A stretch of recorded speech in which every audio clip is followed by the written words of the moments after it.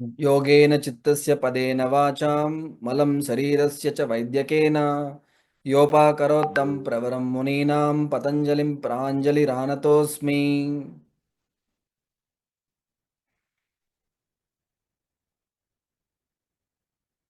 So ఆ పతంజలికి మన చిత్తం యొక్క సమస్యలన్నీ దోషములన్నీ కూడా యోగంతో, అలాగే మన వాక్కులో ఉన్నటువంటి దోషములను వ్యాకరణంతో, అండ్ మన శరీరంలో ఉన్నటువంటి దోషములన్నీ కూడా ఆయుర్వేదం ద్వారా వైద్యం ద్వారా నిర్మూలించినటువంటి ఆ పతంజలికి నమస్కారం చేసుకుంటూ మనం ఈ సెషన్ స్టార్ట్ చేద్దాము.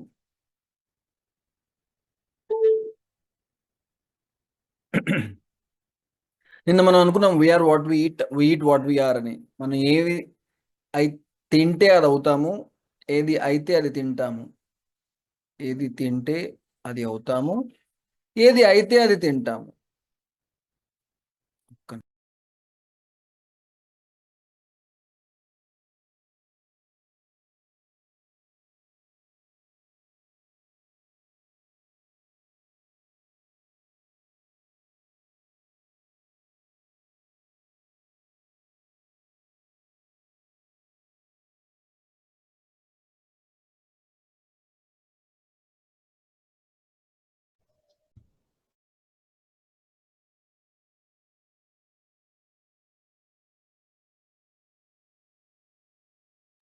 సార్ ఓం సార్, మీ వాయిస్ రావట్లేదు సార్, మ్యూట్ అయి ఉన్నారు. ఇక్కడ బయట డిస్టర్బెన్స్ వస్తుంది, అందుకని సెపరేట్గా మైక్ కనెక్ట్ చేస్తున్నాను. Okay okay sir, thank you sir. Okay.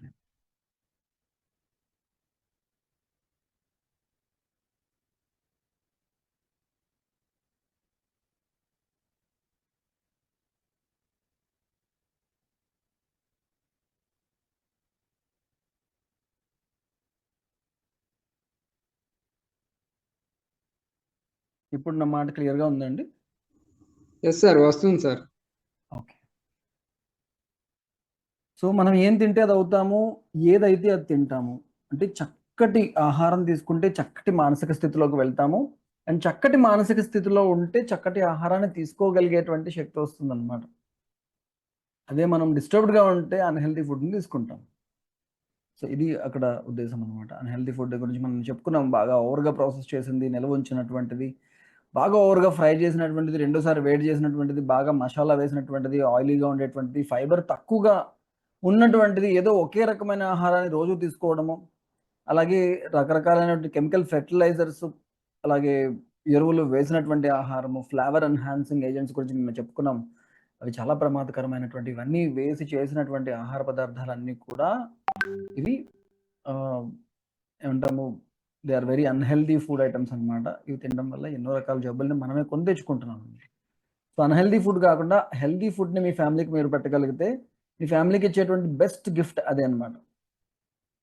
Okay. So నేను కంపాటబిలిటీ గురించి కూడా చెప్పుకున్నాం, కొద్దిగా ఇంట్రొడక్షన్ చెప్పాను. పళ్ళు పాలు కలపకూడదు, తేనెని వేడి చేయకూడదు, వేడి నీళ్ళతో కలపకూడదు, వేడి పదార్థాలతో కలిపి తీసుకోకూడదు, వండిన పదార్థాలు వండని పదార్థాలు కలిపి తీసుకోకూడదు, చల్లటి పదార్థాలు వేడిగా ఉండేటువంటి పదార్థాలని కలిపి తీసుకోకూడదు. ఇవన్నీ కూడా మీకు ఇంతకు ముందు చెప్పాను. ఇంకా చాలా పెద్ద లిస్ట్ ఉంది, అది నేను మళ్ళీ మీకు షేర్ చేస్తాను మీకు గ్రూప్లో. ఇక ఎంత ఆహారం తీసుకోవాలి అనేది ఎన్నో రకాలైనటువంటి ఫ్యాక్టర్స్ మీద ఆధారపడి ఉంటుంది. ఉదాహరణకి మన జీర్ణశక్తి బాగుంటే ఎక్కువ ఆహారం తీసుకున్నా అరిగించుకోగలిగే శక్తి మనకు ఉంటుంది కాబట్టి ఎక్కువ ఆహారం తీసుకోవచ్చు. మన జీర్ణశక్తి తక్కువగా ఉంటే కనుక ఆహారాన్ని అధిక మోతాదులో బాగుందని, రుచిగా ఉందని ఎక్కువ తింటే చాలా ఇబ్బందులు పడతాం. సో మన జీర్ణశక్తి ఆధారంగా మనం ఎంత తీసుకోవాలి అనేది మనమే డిసైడ్ చేసుకోవాలి. అలాగే మనం చేసేటువంటి శారీరక శ్రమ ఆధారంగా కూడా మనం ఎంత ఆహారం తీసుకోవాలనేది మనమే డిసైడ్ చేసుకోవాలి. మన శారీరక శ్రమ ఏం చేయట్లేదు, పొద్దున్న లేచిన దగ్గర నుంచి రాత్రి పడుకునేదాకా కంప్యూటర్ ముందు కూర్చుని అట్లా పని చేస్తున్నాము, ఐసీలో కూర్చుంటున్నాము, పెద్దగా తిరగట్లేదు, కదలట్లేదు. ఇట్లా ఉన్న సమయంలో గనక మనం ఆహారం ఎక్కువ తీసుకుంటే గనక అది చాలా శరీరానికి ఇబ్బంది పెడుతుంది అన్నమాట. మనం పొద్దున్న నుంచి సాయంత్రం దాకా చాలా శారీరక శ్రమ చేస్తున్నాము, అప్పుడు సమృద్ధిగా ఆహారం తీసుకోవాలి. పొలంలో పని చేస్తున్నాము, పరిగెడుతున్నాము, ఆడుకుంటున్నాము, జిమ్ చేస్తున్నాము, యోగా చేస్తున్నాము, అప్పుడు మంచి ఆహారాన్ని, శక్తివంతమైనటువంటి ఆహారాన్ని తీసుకోవాలి. అప్పుడు ఆహారం సరిగ్గా తీసుకోకపోతే ఇబ్బంది అవుతుంది. అలాగే ఎటువంటి ఆహారం తీసుకుంటున్నాము అనే దాన్ని బట్టి ఎంత ఆహారం తీసుకుంటున్నాము అనేది ఉంటుంది. చాలా లైట్గా ఉండేటువంటి ఆహారం, పాప్కార్న్ లాంటిది ఎంత తిన్నా పెద్దగా ఏమి ఇబ్బంది అనిపించదు. పెసరపప్పు బియ్యంతో చేసిన పొంగలి ఇలాంటి ఈజీగా అరిగిపోయేటువంటి ఆహారాన్ని ఎంత తిన్నా ఏమి ఇబ్బంది ఉండదు. కానీ ఒకవేళ హెవీగా ఉండేటువంటి సున్నుండలు, లేకపోతే బాగా ప్రోటీన్ రిచ్ ఉన్నటువంటి పప్పు ధాన్యాలు తయారు చేసినటువంటి ఆహార పదార్థాలు, లేదంటే ఇవాళ మేము ఇక్కడ మా హాస్పిటల్లో నిన్ననే ఒక ఆవు చక్కటి పెయ్యిని కనింది. ఆ జున్ను పాలతో జున్ను చేసుకున్నాం. చాలా హెవీగా ఉంటుంది.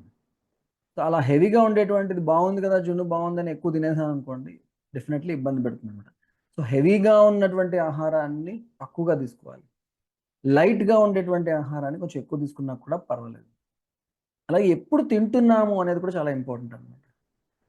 సపోజ్ మధ్యాహ్నం పూట సూర్యుడు ప్రజ్వలిస్తున్నప్పుడు ఒక 10:30 నుంచి 12:30, 1 గంట వరకు ఆ సమయంలో మీరు ఎంత ఆహారం తీసుకున్నా కూడా అతి సులువుగా అరిగించుకోగలిగే శక్తి శరీరానికి ఉంటుంది.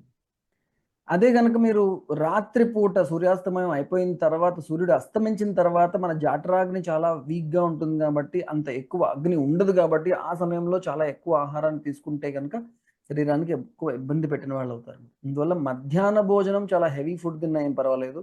రాత్రి భోజనం చాలా సులువుగా ఉండాలి. తొందరగా తినేసేయాలన్నమాట. ఈ పాటికే తినేసి ఉండాలి మీరందరూ కూడా.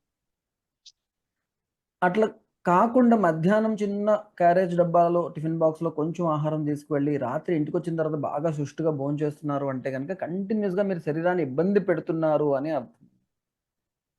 అలాగే ఋతువు, ఏ ఋతువులో మీరు ఆహారం తీసుకుంటున్నారనే దాన్ని బట్టి కూడా ఎంత ఆహారం తీసుకోవాలి అనేది ఆధారపడి ఉంటుంది. సపోజ్ మీరు ఆహ్, సమ్మర్ సీజన్ అనుకోండి. గ్రీష్మ ఋతువులో ఆ టైంలో ఎక్కువ సాలిడ్ ఫుడ్‌ని, హెవీ ఫుడ్‌ని తినలేం. అంత శక్తి ఉండదు. అరిగించుకునే శక్తి. బాడీ డీహైడ్రేట్ అయిపోతూ ఉంటుంది. లిక్విడ్స్ ఎక్కువ కావాలి ఆ సమయంలో. సాలిడ్ ఫుడ్ ఎక్కువ తీసుకున్నా కూడా అరిగించుకోగలిగే శక్తి శరీరానికి ఉండదు ఆ సీజన్‌లో. అదే వింటర్ సీజన్‌లో అనుకోండి, ఎంత తిన్నా కూడా సులువుగా అరిగిపోతుంది చాలా మందికి. సో, సీజన్ బట్టి కూడా ఎంత ఆహారం తీసుకోవాలి అనేది ఒక ఇది ఉందన్నమాట. సో, ఎగ్జాక్ట్‌లీ ఎంత తీసుకోవాలి అంటే, మన స్టమక్ తాలూకా కెపాసిటీ ఎంతుందో, ఇంతకుముందు మనం లంగ్ కెపాసిటీ గురించి మాట్లాడుకున్నాం. లంగ్ కెపాసిటీ ఒకసారి గాలి పీల్చుకుంటే 2.5 లీటర్లు గాలి తీసుకోగలుగుతాం. అలా స్టమక్ కెపాసిటీ ఎంతుందో దానిలో ఆహ్, ఫర్ ఎగ్జాంపుల్ దాన్ని 4 భాగాలు చేశామనుకోండి. అంటే మీ స్టమక్ 400 గ్రాములు తీసుకుంటే కడుపు నిండిపోతుందనుకోండి. 300 గ్రాముల ఆహారమే తీసుకోవాలి. అంటే 3/4 3 వంతుల ఆహారంతో నింపాలి. ఒక వంతు ఆ ఆహారం కదలడానికి ప్లేస్ వదిలేయాలన్నమాట. ఈ 3 వంతుల్లో కూడా 2 వంతులు ఘన పదార్థాలు, ఒక వంతు ద్రవ పదార్థము తీసుకోవాలన్నమాట. అట్లా కాకుండా ఘన పదార్థాన్ని మాత్రమే తీసుకొని ద్రవ పదార్థాన్ని తీసుకోకపోతే కూడా ఇబ్బందవుతుంది. ఎందుకు ఇబ్బందవుతుందంటే, ఇప్పుడు మనం మిక్సర్ గ్రైండర్‌లోని ఆహారాన్ని వేసి బాగా ఫర్ ఎగ్జాంపుల్ కొబ్బరి చట్నీ చేయాలనుకోండి. ఓన్లీ కొబ్బరి ముక్కలే వేసి మనం చట్నీ చేసే ప్రయత్నం చేశామనుకోండి. అప్పుడేమవుతుంది? నీళ్లు వేయకుండా ఓన్లీ కొబ్బరి ముక్కలే వేస్తే, ఓన్లీ సాలిడ్ పీసెస్ వేసి దాన్ని పేస్ట్ చేద్దామనుకుంటే పేస్ట్ అవ్వదు అంత బాగా. మన స్టమక్ కూడా బాగా చర్న్ చేసి మెత్తటి సాఫ్ట్ బాలర్స్‌గా తయారు చేస్తే, ఆ సాఫ్ట్ బాలర్స్ సన్నగా ఉన్నటువంటి పేగుల్లోంచి సులువుగా వెళ్ళిపోతుందనమాట.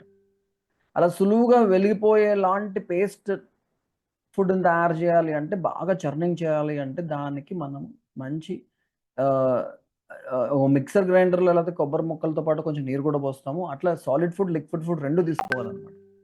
సపోజ్ మీరు ఓన్లీ ఆహ్, చపాతీ అండ్ కూర ఇంతే తింటున్నారు. సాలిడ్ ఫుడ్డే తింటున్నారు. లిక్విడ్ ఫుడ్ ఏమీ తీసుకోవట్లేదు. అప్పుడు ఇబ్బందవుతుంది. అందుకనే ఓన్లీ సాలిడ్ ఫుడ్ తీసుకునేటువంటి నార్త్ ఇండియన్స్ కూడా ఏమైనా సూప్స్ గాని, లేకపోతే లస్సీ గాని ఇవి కూడా తీసుకుంటారనమాట. కేవలం సాలిడ్ ఫుడ్డే తింటే ఇబ్బందవుతుంది. అందువల్ల సాలిడ్ ఫుడ్ ఉండాలి, లిక్విడ్ ఫుడ్ ఉండాలి. అలా కొంత స్పేస్ కూడా మూవ్‌మెంట్ కానీ స్పేస్ ఉండాలనమాట. స్పేస్ లేకుండా పై వరకు కొబ్బరి ముక్కలు నింపేశారనుకోండి, మిక్సర్ గ్రైండర్ ఆడించినా కూడా అది పేస్ట్ అవ్వదు. మెత్తటి పేస్ట్ అవ్వదు. ఏమవుతుంది? నీళ్ళు ఆ కొబ్బరి పేస్ట్ అవ్వడానికి కొంత స్పేస్ ఇవ్వాలి మిక్సర్ గ్రైండర్‌లో. అలాగే స్టమక్‌లో కూడా మూవ్‌మెంట్‌కి కొంత స్పేస్ ఇచ్చారంటే గనుక ఈజీగా పేస్ట్ అయిపోతుంది. సో, ఇట్లా కొన్ని థింగ్స్ ఉన్నాయన్నమాట. మనకి స్టమక్ ఫుల్ అయినప్పుడు ఒక తేన్పొస్తుంది. చాలా మందికి తేన్పొస్తుంది. తేన్పొచ్చింది అంటే అక్కడ 3/4 ఫుల్ అయిపోయినట్టనమాట. ఇంకో 1/4 ఖాళీగా ఉంది. చాలు ఇంక తినడం చాలు అని శరీరం చెప్తుంది. ఒక్కొక్కళ్ళకి ఒక్కొక్కలా చెప్తుంది శరీరం. ఒక్కొక్కరికి ఒక్కొక్కలా ఇంక చాలు అనే చెప్పే ప్రయత్నం శరీరం చేస్తుంది. అది మనం జాగ్రత్తగా ఆలోచిస్తే ఈజీగా తెలిసిపోతుంది. ఇదివరకు మన వాళ్ళేంటంటే నేల మీద కూర్చొని తినేవాళ్ళు. నేల మీద కూర్చుని తిన్నప్పుడు స్టమక్ కొంచెం ఫోల్డ్ అవుతుంది. ఇలా ముందుకు వంగి తింటాం కదా! స్టమక్ ఫోల్డ్ అవుతుందనమాట. అదే మనం డైనింగ్ టేబుల్ మీద తినడము, లేదా బఫేలో నిలబడి తినడము, అలా నిలబడో డైనింగ్ టేబుల్ దగ్గర కూర్చుని తింటే స్టమక్ పూర్తిగా ఓపెన్ అయి ఉంటుంది. పూర్తిగా నిండిన తర్వాతే అది ఖాళీ అయినట్టుగా అది అది నిండినట్టుగా ఫీలింగ్ వస్తుందనమాట. అదే నేల మీద కూర్చొని తిని ఇంకా ఇదివరకు మీరు గుర్తు చేసుకుంటే గనక నేల మీద అరిటాకులోనో, విస్తరాకులోనో, కంచంలోనో అన్నం పెట్టుకొని ఒక పీట మీద కూర్చొని తినేవారు. అంటే అన్నం కన్నా కొంచెం ఎత్తులో కూర్చొని తినేవారనమాట. ఎత్తులో కూర్చొని ఇలా వంగి తినేవారు. ఇలా వంగి తింటున్నప్పుడు ఏమవుతుందంటే స్టమక్ కొంచెం ఇంకొంచెం ఫోల్డ్ అవుతుంది. కరెక్ట్‌గా 1/4 ఫోల్డ్ అయిపోతుందనమాట. అప్పుడు 3/4 ఫిల్ అవ్వగానే కడుపు నిండిపోతుంది. మూడు మూడు వంతుల ఆహారాన్ని ఫిల్ చేయగానే కడుపు నిండిపోతుందనమాట. అప్పుడు మనం ఇంకా 1/4 అప్పుడు లేచి నించున్నప్పుడు మళ్ళా కొంచెం తినగలిగే అవకాశం ఉన్నట్టుగా అనిపిస్తుందనమాట. కూర్చున్నప్పుడు మాత్రం కడుపు నిండిపోయిందనిపిస్తుంది.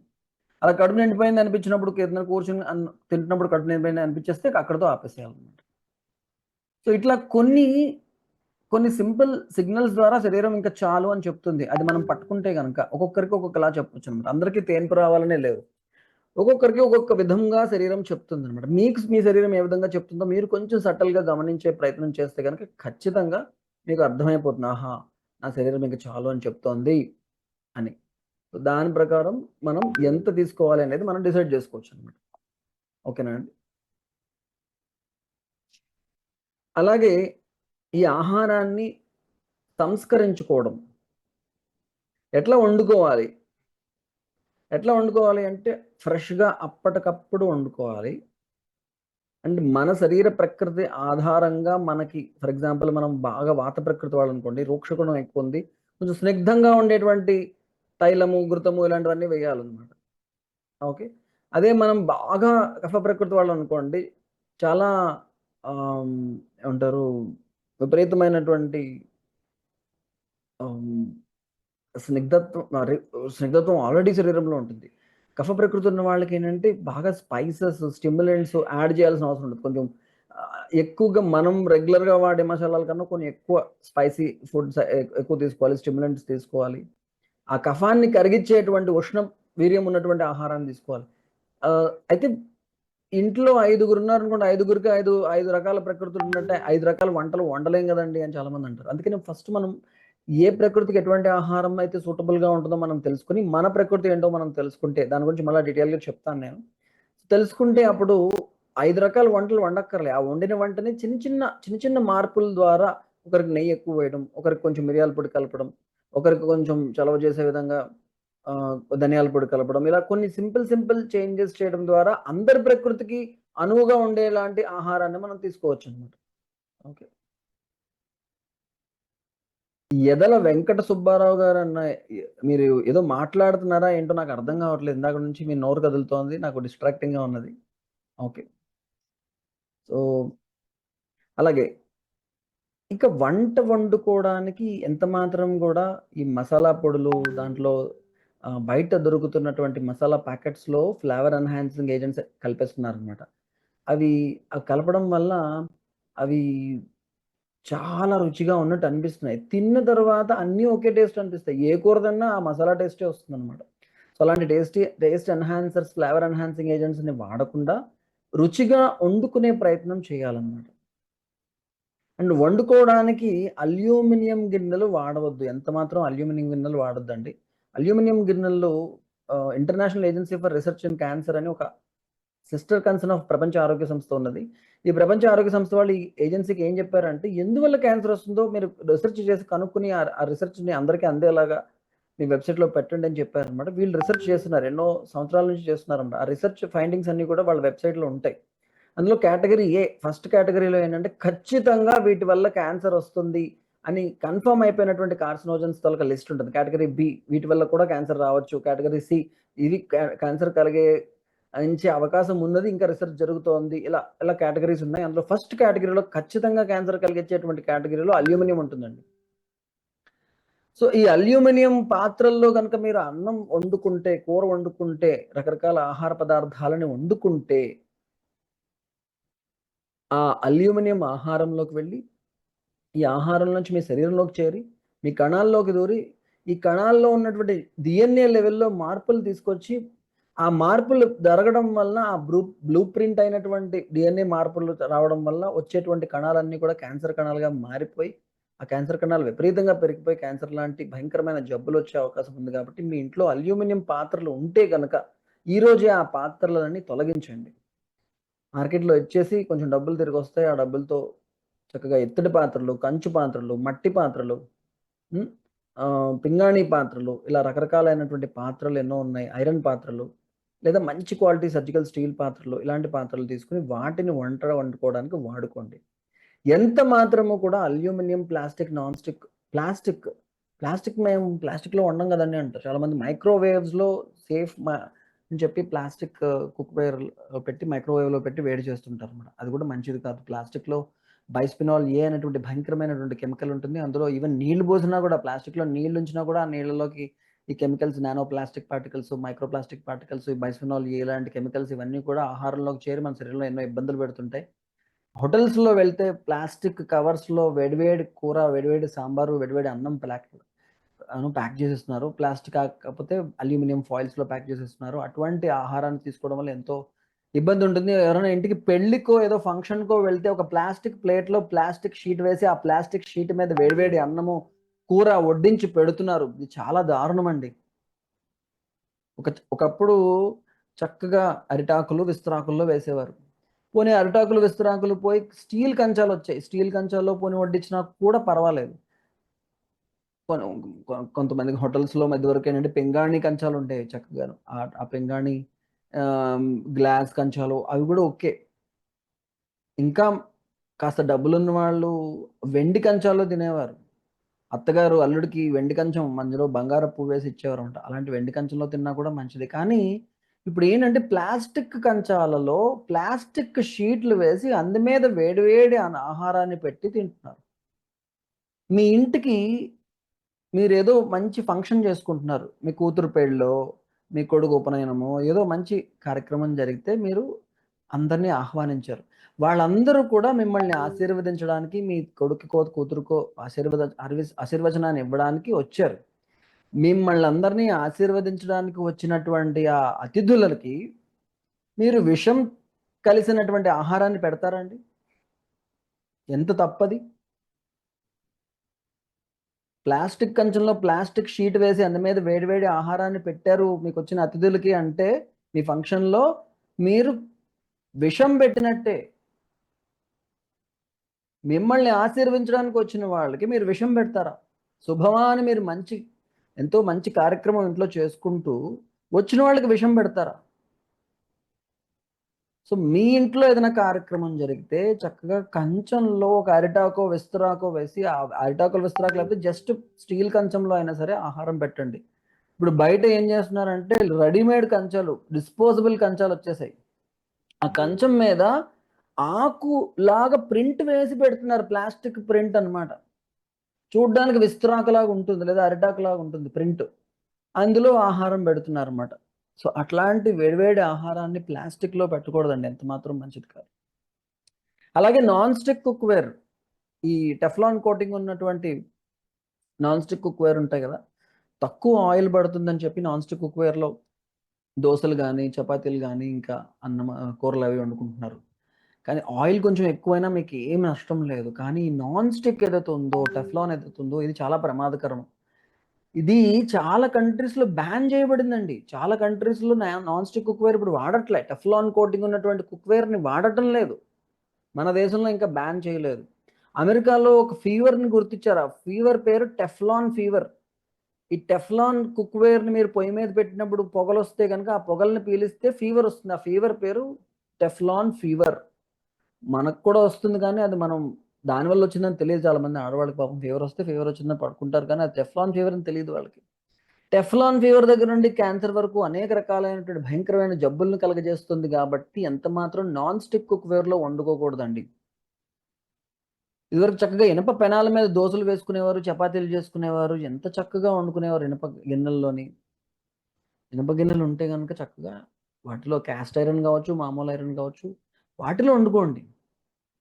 లేదా ఇత్తడి గిన్నెలు, కంచు గిన్నెలు, అలాగే మట్టి గిన్నెలు, వాటిల్లో వండుకోండి. ఎంత మాత్రము ప్లాస్టిక్ గిన్నెల్లో వండుకోవద్దు, నాన్ స్టిక్ గిన్నెల్లో ఉండొద్దు, అల్యూమినియం గిన్నెల్లో ఉండదు. ఈ మూడిటిని మీ కిచెన్లోంచి బయటికి పంపించండి.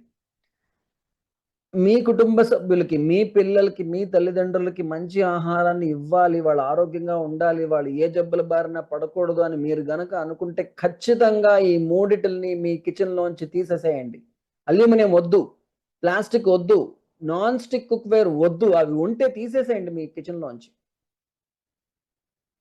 అలాగే ఫుడ్ని ప్యాక్ చేయడానికి అల్యూమినియం ఫాయిల్స్ కానీ, ప్లాస్టిక్ టిఫిన్ బాక్స్లో మీ పిల్లలకి ఆహారం పెట్టి, వేడివేడి ఆహారాన్ని ప్లాస్టిక్ టిఫిన్ బాక్స్లో పెట్టి, లేదంటే స్టీల్ డబ్బానే పెడుతున్నాము కానీ దాని మూత ప్లాస్టిక్ ఉంది, ప్రమాదకరం. హాట్ బాక్స్లో పెడుతున్నాం, లోపలంతా స్టీల్ ఉంది కానీ దాని పైన మూత ప్లాస్టిక్ ఉంది, చాలా ప్రమాదకరం.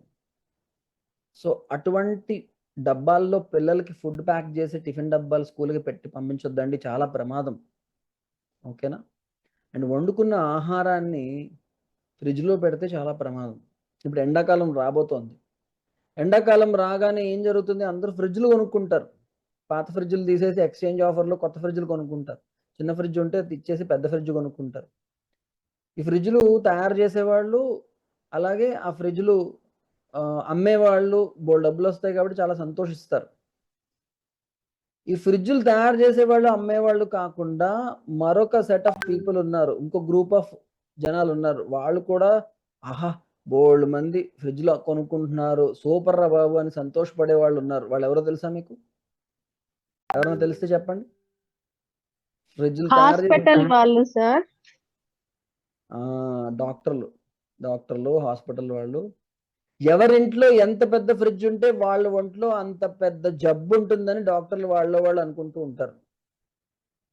ఈ రోజున భారీ సైజు ఫ్రిడ్జ్లు ఇళ్లల్లో, డబుల్ డోర్, ట్రిపుల్ డోర్, ఒక గోడంతా ఫ్రిడ్జే. ఈవెన్ వండినవే కాదు, కందిపప్పులు, పెసరపప్పులు, ఉప్పులు, పప్పులు అన్నీ ఫ్రిడ్జ్లోనే పెట్టేసుకుంటున్నారు, వండనవి కూడా పాడవకుండా ఉంటాయని. సో వండిన పదార్థాలను కనుక మీరు ఫ్రిడ్జ్లో పెట్టుకుని తర్వాత మళ్ళీ రెండోసారి వేడి చేసుకుని తిన్నారంటే కనుక ఎంతో ప్రమాదాన్ని కొని తెచ్చుకుంటున్నారు. వండినప్పుడు ఒక 100 డిగ్రీ సెంటిగ్రేడ్కి వెళ్తుంది ఆహారము, మళ్ళీ ఫ్రిడ్జ్లో పెట్టగానే 0 డిగ్రీ సెంటిగ్రేడ్కి వెళ్ళిపోతుంది. మళ్ళీ మీరు వేడి చేస్తే 100 డిగ్రీ సెంటిగ్రేడ్కి వెళ్తుంది. అలా ఎక్స్ట్రీమ్ టెంపరేచర్ డిఫరెన్సెస్ వచ్చినటువంటి ఆహారంలో ఎన్నో భయంకరమైనటువంటి మార్పులు జరిగి ఆ ఆహారాన్ని తిన్నవారికి కొద్ది రోజుల్లోనే ఎన్నో రకాల సమస్యలను కలిగించే అవకాశం ఉంది. కాబట్టి ఎంత మాత్రమో వండిన పదార్థాలని ఫ్రిడ్జ్లో పెట్టుకోవద్దు. మీకు వీలైతే అవకాశం ఉంటే వండని పదార్థాలను కూడా పెట్టొద్దు. పళ్ళు, కూరగాయలు తెచ్చుకుంటామంటే మార్కెట్లో పెట్టుకోకపోతే పాడైపోతాయని చాలా మంది అంటారు. ఈ మధ్యకాలంలోని పాట్ ఇన్ పాట్ ఫ్రిడ్జ్ అని చెప్పి ఒక పెద్ద కుండలో ఒక చిన్న కుండ, అంటే కొంచెం పెద్ద సైజు కుండ, అందులో లేదా కుండలో కావచ్చు, లేకపోతే గోళం లాంటిది మట్టితో చేసింది, దానిలో ఒక చిన్న కుండ, ఆ చిన్న కుండ పెట్టి ఆ రెండింటి మధ్యలో గ్యాప్ వచ్చింది కదా, పెద్ద కుండకి చిన్న కుండకి మధ్యలో గ్యాప్ వచ్చింది కదా, ఆ గ్యాప్లో ఇసుక వేస్తారు. ఇసుక వేసి ఆ ఇసుకను తడుపుతారు. తడిపి చిన్న కుండలో కూరగాయలు, పళ్ళు అన్నీ పెట్టి మూత పెట్టేస్తారు. ఇలా పెట్టుకున్నటువంటి పాట్ ఇన్ పాట్ ఫ్రిడ్జ్లో ఒక 7 రోజుల వరకు ఆ కూరగాయలు పాడవకుండా ఉంటాయి, ప్లస్ బ్రీతింగ్ చేస్తూ ఉంటాయి అన్నమాట, గాలి ఆడుతూ ఉంటుంది వాటికి. అదే కనుక మీరు ఫ్రిడ్జ్లో పెట్టేశారు అనుకోండి, వాటికి గాలి ఏం ఆడదు, చల్లదనం వల్ల మైక్రోబ్స్ అటాక్ చేయకుండా ఉంటాయి, కానీ అందులో ఉన్న జీవం పోతుందని. మీరు ఫ్రిడ్జ్లో కూర్చోండి, ఏమవుతుంది? మీరు ఫ్రిడ్జ్లో కూర్చొని తలుపేసుకోండి, ఏమవుతుంది? అట్లనే కూరగాయలు, పళ్ళు కూడా ఫ్రిడ్జ్లో పెడితే అంతే అన్నమాట. ఈ మధ్యకాలంలో మెట్టి కూల్ అని చెప్పి వాళ్ళు, ఇక్కడ బొమ్మలో ఉంది చూడండి, ఇవన్నీ మట్టి గిన్నెలు తయారు చేస్తారు చూసారా, మెట్టి కూల్ అని దాని మీద పేరు రాసింది. వాళ్ళే మట్టి ఫ్రిడ్జ్లు తయారు చేస్తున్నారు. ఆ ఆ మట్టి ఫ్రిడ్జ్‌లో పైన కంపార్ట్మెంట్‌లో వాటర్ ఉంటుంది. కింద కంపార్ట్మెంట్‌లో కూరగాయలు, పళ్ళు, పాలు అవి పెట్టుకోవచ్చనమాట. 7 రోజుల పాటు కూరగాయలు అవి పాడవకుండా ఉంటాయి. కరెంట్ అక్కర్లేదు దానికి. కరెంట్ లేకుండా అవి పనిచేస్తాయన్నమాట. అమెజాన్‌లో, ఫ్లిప్‌కార్ట్‌లో కూడా దొరుకుతున్నాయి మిట్టి కుందలకు ఫ్రిడ్జ్‌లు. మీకు అవకాశం ఉంటే అట్లా లేదా తొందరగా 2, 3 రోజులకు ఒకసారి మీరు ఎళ్లి కూరగాయలు తెచ్చుకొని తొందరగా వండుకొని తినేస్తే కూడా మంచిదే. వీలైనంత వరకు ఫ్రిడ్జ్‌లు వాడకుండా ఉంటే మీరు ఆరోగ్యంగా ఉంటారు.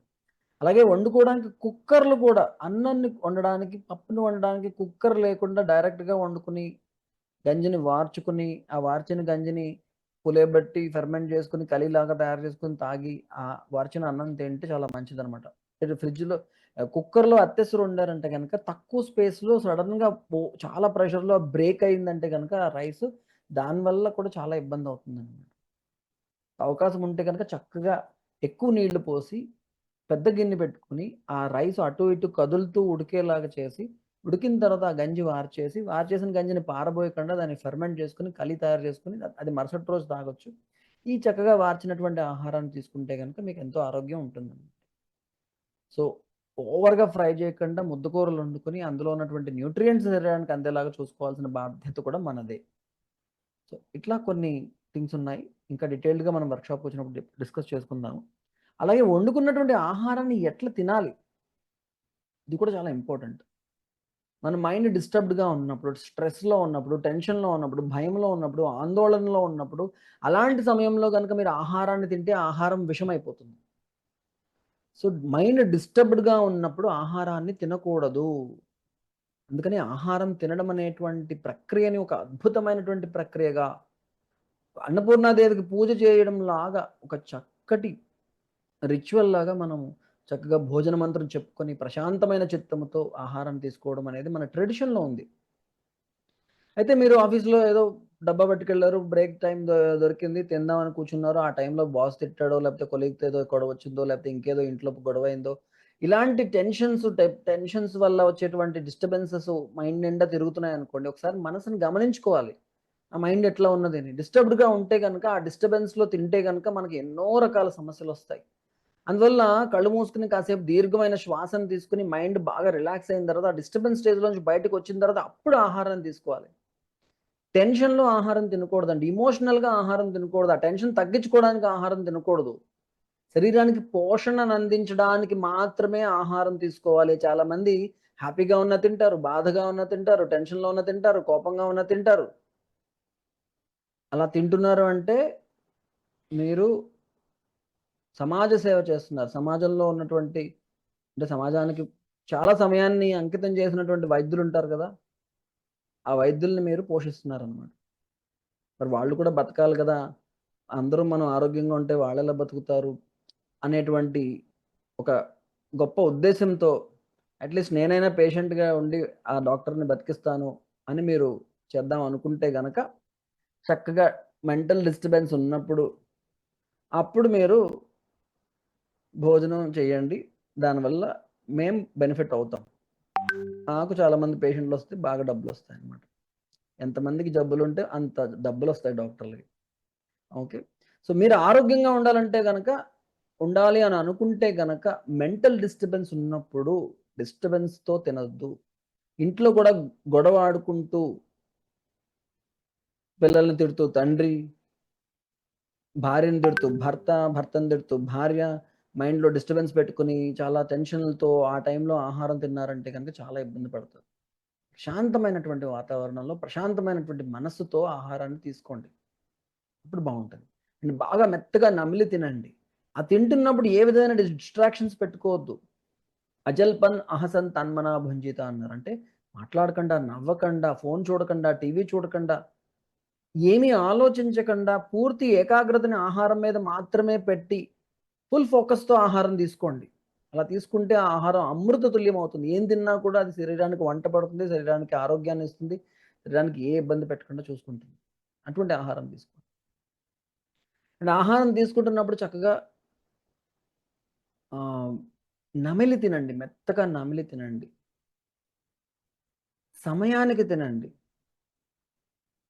ఏదో చాలా బ్యాంక్స్‌లోని 2కి భోజనం బ్రేక్ ఇస్తారన్నమాట. అసల పిత్త కాలం 10-2 అంటే 1:00 లోపే భోంచేసేసేయాలి. మహా అయితే మాక్సిమం 2 లోపు. 2 తర్వాత భోంచేస్తే ఉపయోగం ఏం లేదు. అలాగే రాత్రి 10కో ఇంటికొచ్చి తింటారు చాలామంది. అది రాంగ్ అనమాట. అలా అవకాశం లేకపోతే ఇంటికి లేట్‌గా వస్తే ఆఫీస్‌లో ఉన్నప్పుడే, పనిలో ఉన్నప్పుడే టైం తీసుకొని 7కి తినేసేయండి, 6కి తినేసేయండి. ఏం నష్టం లేదు. నేను స్టూడెంట్‌గా ఎండీ చేస్తున్నప్పుడు ఒక హాస్పిటల్‌లో పనిచేసేవాడిని సాయంకాలం పూట. నా టైమింగ్స్ మధ్యాహ్నం 3-9 అనమాట. 3కి కాలేజ్ నుంచి వచ్చిన హలో తర్వాత మళ్ళీ సార్. నేను హలో ఏంటండి? Hello sir. చెప్పండి. చెప్పండి.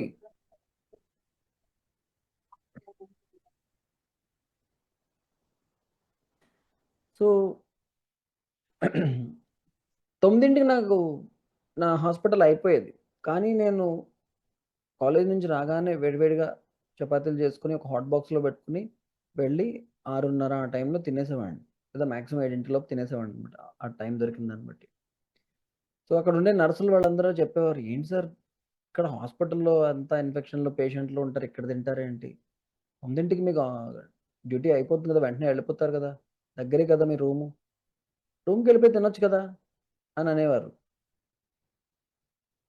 నేను లేదు, లేదు. నేను 9కి బయలుదేరి వెళ్తే ఏ 9:15 అక్కడ తర్వాత కాళ్ళు చేతులు కడుక్కుని 9:30 అయిపోద్ది. 9:30కి తినడం నాకిష్టం లేదు. నేను తొందరగానే తినేస్తాను. 6:30కి 7 లోపు తినేస్తానని చెప్పి తినేసేవాడినన్నమాట. అట్లా మీకు లేట్‌గా ఇంటికి వెళ్తే ముందే తినేసేయండి. ఎక్కడన్నా బాక్స్ తీసుకెళ్ళి తినేసేయండి.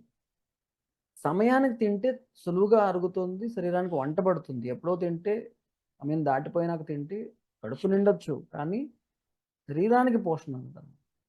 అండ్ తిన్న తర్వాత చాలామంది పరిగెడుతూ ఉంటారు ఆఫీస్‌కి. పొద్దున్నే టిఫిన్ టకటకా తినేసి పరిగెడుతుంటారు. లేదా మధ్యాహ్నం ఇంటికొచ్చి భోంచేసి మళ్ళా పరిగెడుతుంటారు. తిన్న తర్వాత వెంటనే పరిగెడితే మన వెనకాతల యమధర్మరాజు పరిగెడతాడంట. మృత్యుర్ధావతి ధావితః. అందువల్ల తిన్న వెంటనే పరిగెట్టొద్దు, పరిగెట్టొద్దు, టెన్షన్ పడొద్దు, రిలాక్స్డ్‌గా ఉండండి. కాసేపు వజ్రాసనంలో కూర్చోండి. భుక్త్వా శతపథం గచ్చేత్. అన్నం తిన్నాక 100 అడుగులు స్లోగా వేయమన్నాడు. లేదా కూర్చొని చిన్న పవర్ న్యాప్ తీసుకోండి. అన్నం తిన్నాక కొంచెం మగతొస్తుంది. సో, కుర్చీలో కూర్చొని ఒక పావుగంట సేపు ఒక పవర్ న్యాప్ అలా లైట్‌గా కునకండి. అన్నం తిన్న వెంటనే పక్క ఎక్కి వెంటనే నిద్రపోకూడదు. నిద్రపోయారంటే గనక అనారోగ్యం పాలవుతారనమాట. మధ్యాహ్నం గాని, రాత్రి గాని ఎప్పుడైనా సరే తిన్న వెంటనే పడుకుంటే చాలా అనారోగ్యం వస్తుంది. సో, కుర్చీలో ఇలా కూర్చొని కాసేపులో ఇలా కునికేయండి. పవర్ న్యాప్ తీసుకోండి. ఆ మగత పోయిన తర్వాత మళ్ళీ ఫ్రెష్‌గా యాక్టివ్‌గా అయిపోతారు. అప్పుడు వెళ్లి మీ పని చూసుకోండి. So, hurry, worry, curry. So, అన్నం తిన్న వెంటనే హర్రీ అవ్వడం, ఎక్కువ వర్రీ అవుతున్నప్పుడు తినడం. అలాగే కర్రీలో బాగా స్పైసెస్ బాగా ఫ్రై చేసి, బాగా నిలవుంచి రెండోసారి వేడి చేసిన కర్రీస్ తినడం. వీటన్నిటి వల్ల జబ్బులొస్తాయని చెప్తారన్నమాట. సో, ప్రశాంతమైనటువంటి చిత్తముతో చక్కగా పూర్తి ఏకాగ్రతని ఆహారం పైన పెడుతూ, మీ పంచేంద్రియాలు ఆహారాన్ని అర్థం చేసుకొని, బ్రెయిన్‌కి సరైన ఇన్ఫర్మేషన్ ఇస్తూ, ఎటువంటి ఆహారం తీసుకుంటున్నారో బ్రెయిన్‌కి తెలిస్తే, అటువంటి ఆహారాన్ని అరిగించుకోవడానికి కావాల్సినటువంటి కాంబినేషన్ ఆఫ్ డైజెస్టివ్ జ్యూసెస్‌ని ఆహారం కడుపులోకెళ్ళే సమయానికి ప్రొడ్యూస్ చేస్తుంది. సో, అటువంటి ఆహారాన్ని తీసుకోండి. ఓకే. ఆహారం గురించి చాలా మటుకు చెప్పుకున్నాము. ఇంకా డీటెయిల్‌గా మీరు తెలుసుకోవాలనుకుంటే గనక, మనం కండక్ట్ చేసేటువంటి 7 రోజుల ఆయుర్వేద యోగ శిక్షణ సప్తాహానికొస్తే, అటువంటి ఆహారాన్ని మీకు పెట్టి, మీకు అర్థమయ్యేలాగా ఎట్లా తినాలి, ఏంటి అవన్నీ కూడా నేర్పించి, ఇంకా డౌట్స్ అన్ని క్లియర్ చేస్తాము. మీకు ఎప్పుడు అవకాశం ఉన్నా కూడా ప్రతి నెల మేము 7 రోజుల పాటు ఆయుర్వేద యోగ శిక్షణ సప్తాహాన్ని కండక్ట్ చేస్తాము. ఉచితంగా కండక్ట్ చేస్తాము. మా దగ్గరే ఉంచుకొని మీకు భోజనం పెట్టి వసతి సౌకర్యాన్ని ఇచ్చి, ఈ క్లాసెస్ కండక్ట్ చేస్తూ, యోగాభ్యాసం చేయిస్తూ, కొంచెం హైయర్ లెవెల్ ఆఫ్ యోగాభ్యాసము and higher level of Ayurveda classes ఇవన్నీ కూడా చేస్తామనమాట. అవకాశం ఉన్న వాళ్ళందరూ కూడా తప్పకుండా రండి. ఈ నెల మార్చి 29 నుంచి 23వ ఆయుర్వేద యోగ శిక్షణ సప్తాహం మొదలవబోతుందండి. మీకు జాయిన్ అవ్వాలనుకుంటే తాలూకా రిజిస్ట్రేషన్ లింక్‌ని మీకు ఇప్పుడు చాట్ విండోలో టైప్ చేసి పెడతాను. ఓకే. సో, నెక్స్ట్ నీరు. మనం బతికుండాలంటే నీరు చాలా అవసరం కదండీ! ఈ నీరు మంచి నీరు తీసుకోకపోతే కూడా చాలా ఇబ్బందులు పడతామనమాట. సో, తీసుకునేటువంటి నీరు తాలూకా క్వాలిటీ, క్వాంటిటీ దాన్ని ఎట్లా సంస్కరించుకోవాలి, ఎట్లా కన్జ్యూమ్ చేసుకోవాలి ఇది కూడా తెలియాలి.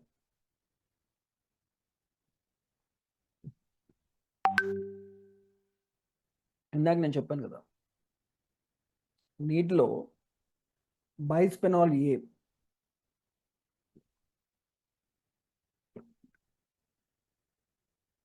బీపీఏ, బీపీఏ అంటే బైస్ఫెనాల్ ఏ అనేటువంటి ఒక భయంకరమైనటువంటి కెమికల్ నీటిలోకి కలుస్తుంది. ఎలా? ప్లాస్టిక్ బాటిల్‌లో, ప్లాస్టిక్ క్యాన్స్‌లో ఉన్నటువంటి నీటిలోకి ప్లాస్టిక్ ద్వారా మైక్రో ప్లాస్టిక్స్, నానో ప్లాస్టిక్ పార్టికల్స్‌తో పాటు బీపీఏ అనేటువంటి ఒక కెమికల్ కలుస్తుంది. ఇది ప్లాస్టిక్ బాటిల్స్లోనే కాదు, ప్లాస్టిక్ టిఫిన్ డబ్బాల్లో, ప్లాస్టిక్ కంటైనర్స్లో అన్నిట్లో ఉంటుంది. ఈవెన్ ప్లాస్టిక్ బ్రష్లో కూడా ఉంటుంది. ఆ బ్రష్లో ఉన్న బ్రిజిల్స్లో కూడా ఉంటుంది. ఓకే, సో అటువంటి plastic containers, plastic brushes, plastic డబ్బాలు వీటన్నిటిలో ఉన్నటువంటి ఆహారం నీ శరీరానికి టచ్ అవుతుందంటే అందులోకి ఎంటర్ అవుతుంది అనమాట బీపీఏ, బైస్ఫెనాల్ ఏ. ఈ బీపీఏ ఏం చేస్తుంది? ఎండోక్రైన్ డిస్టర్బర్, మన హార్మోన్స్ డిస్టర్బ్ చేస్తుంది అనమాట. చిన్నపిల్లల్లో చాలా ఎక్కువ ఇబ్బంది పెడుతుంది. ఈస్ట్రోజన్ లాగా ఉంటుంది ఈ బీపీఏ.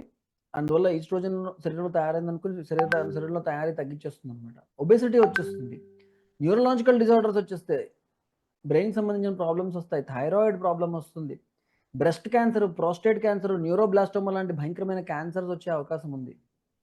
రిప్రొడక్టివ్ అనామలీస్, ఓవరీస్లో డెవలప్మెంట్లో తేడా వచ్చి ఆడవాళ్లలో ఎన్నో రకాల సమస్యలు వస్తాయి. మీ డిఎన్ఏ లెవెల్లో చేంజెస్ తీసుకొచ్చేస్తుంది అనమాట ఈ బీపీఏ అనేది.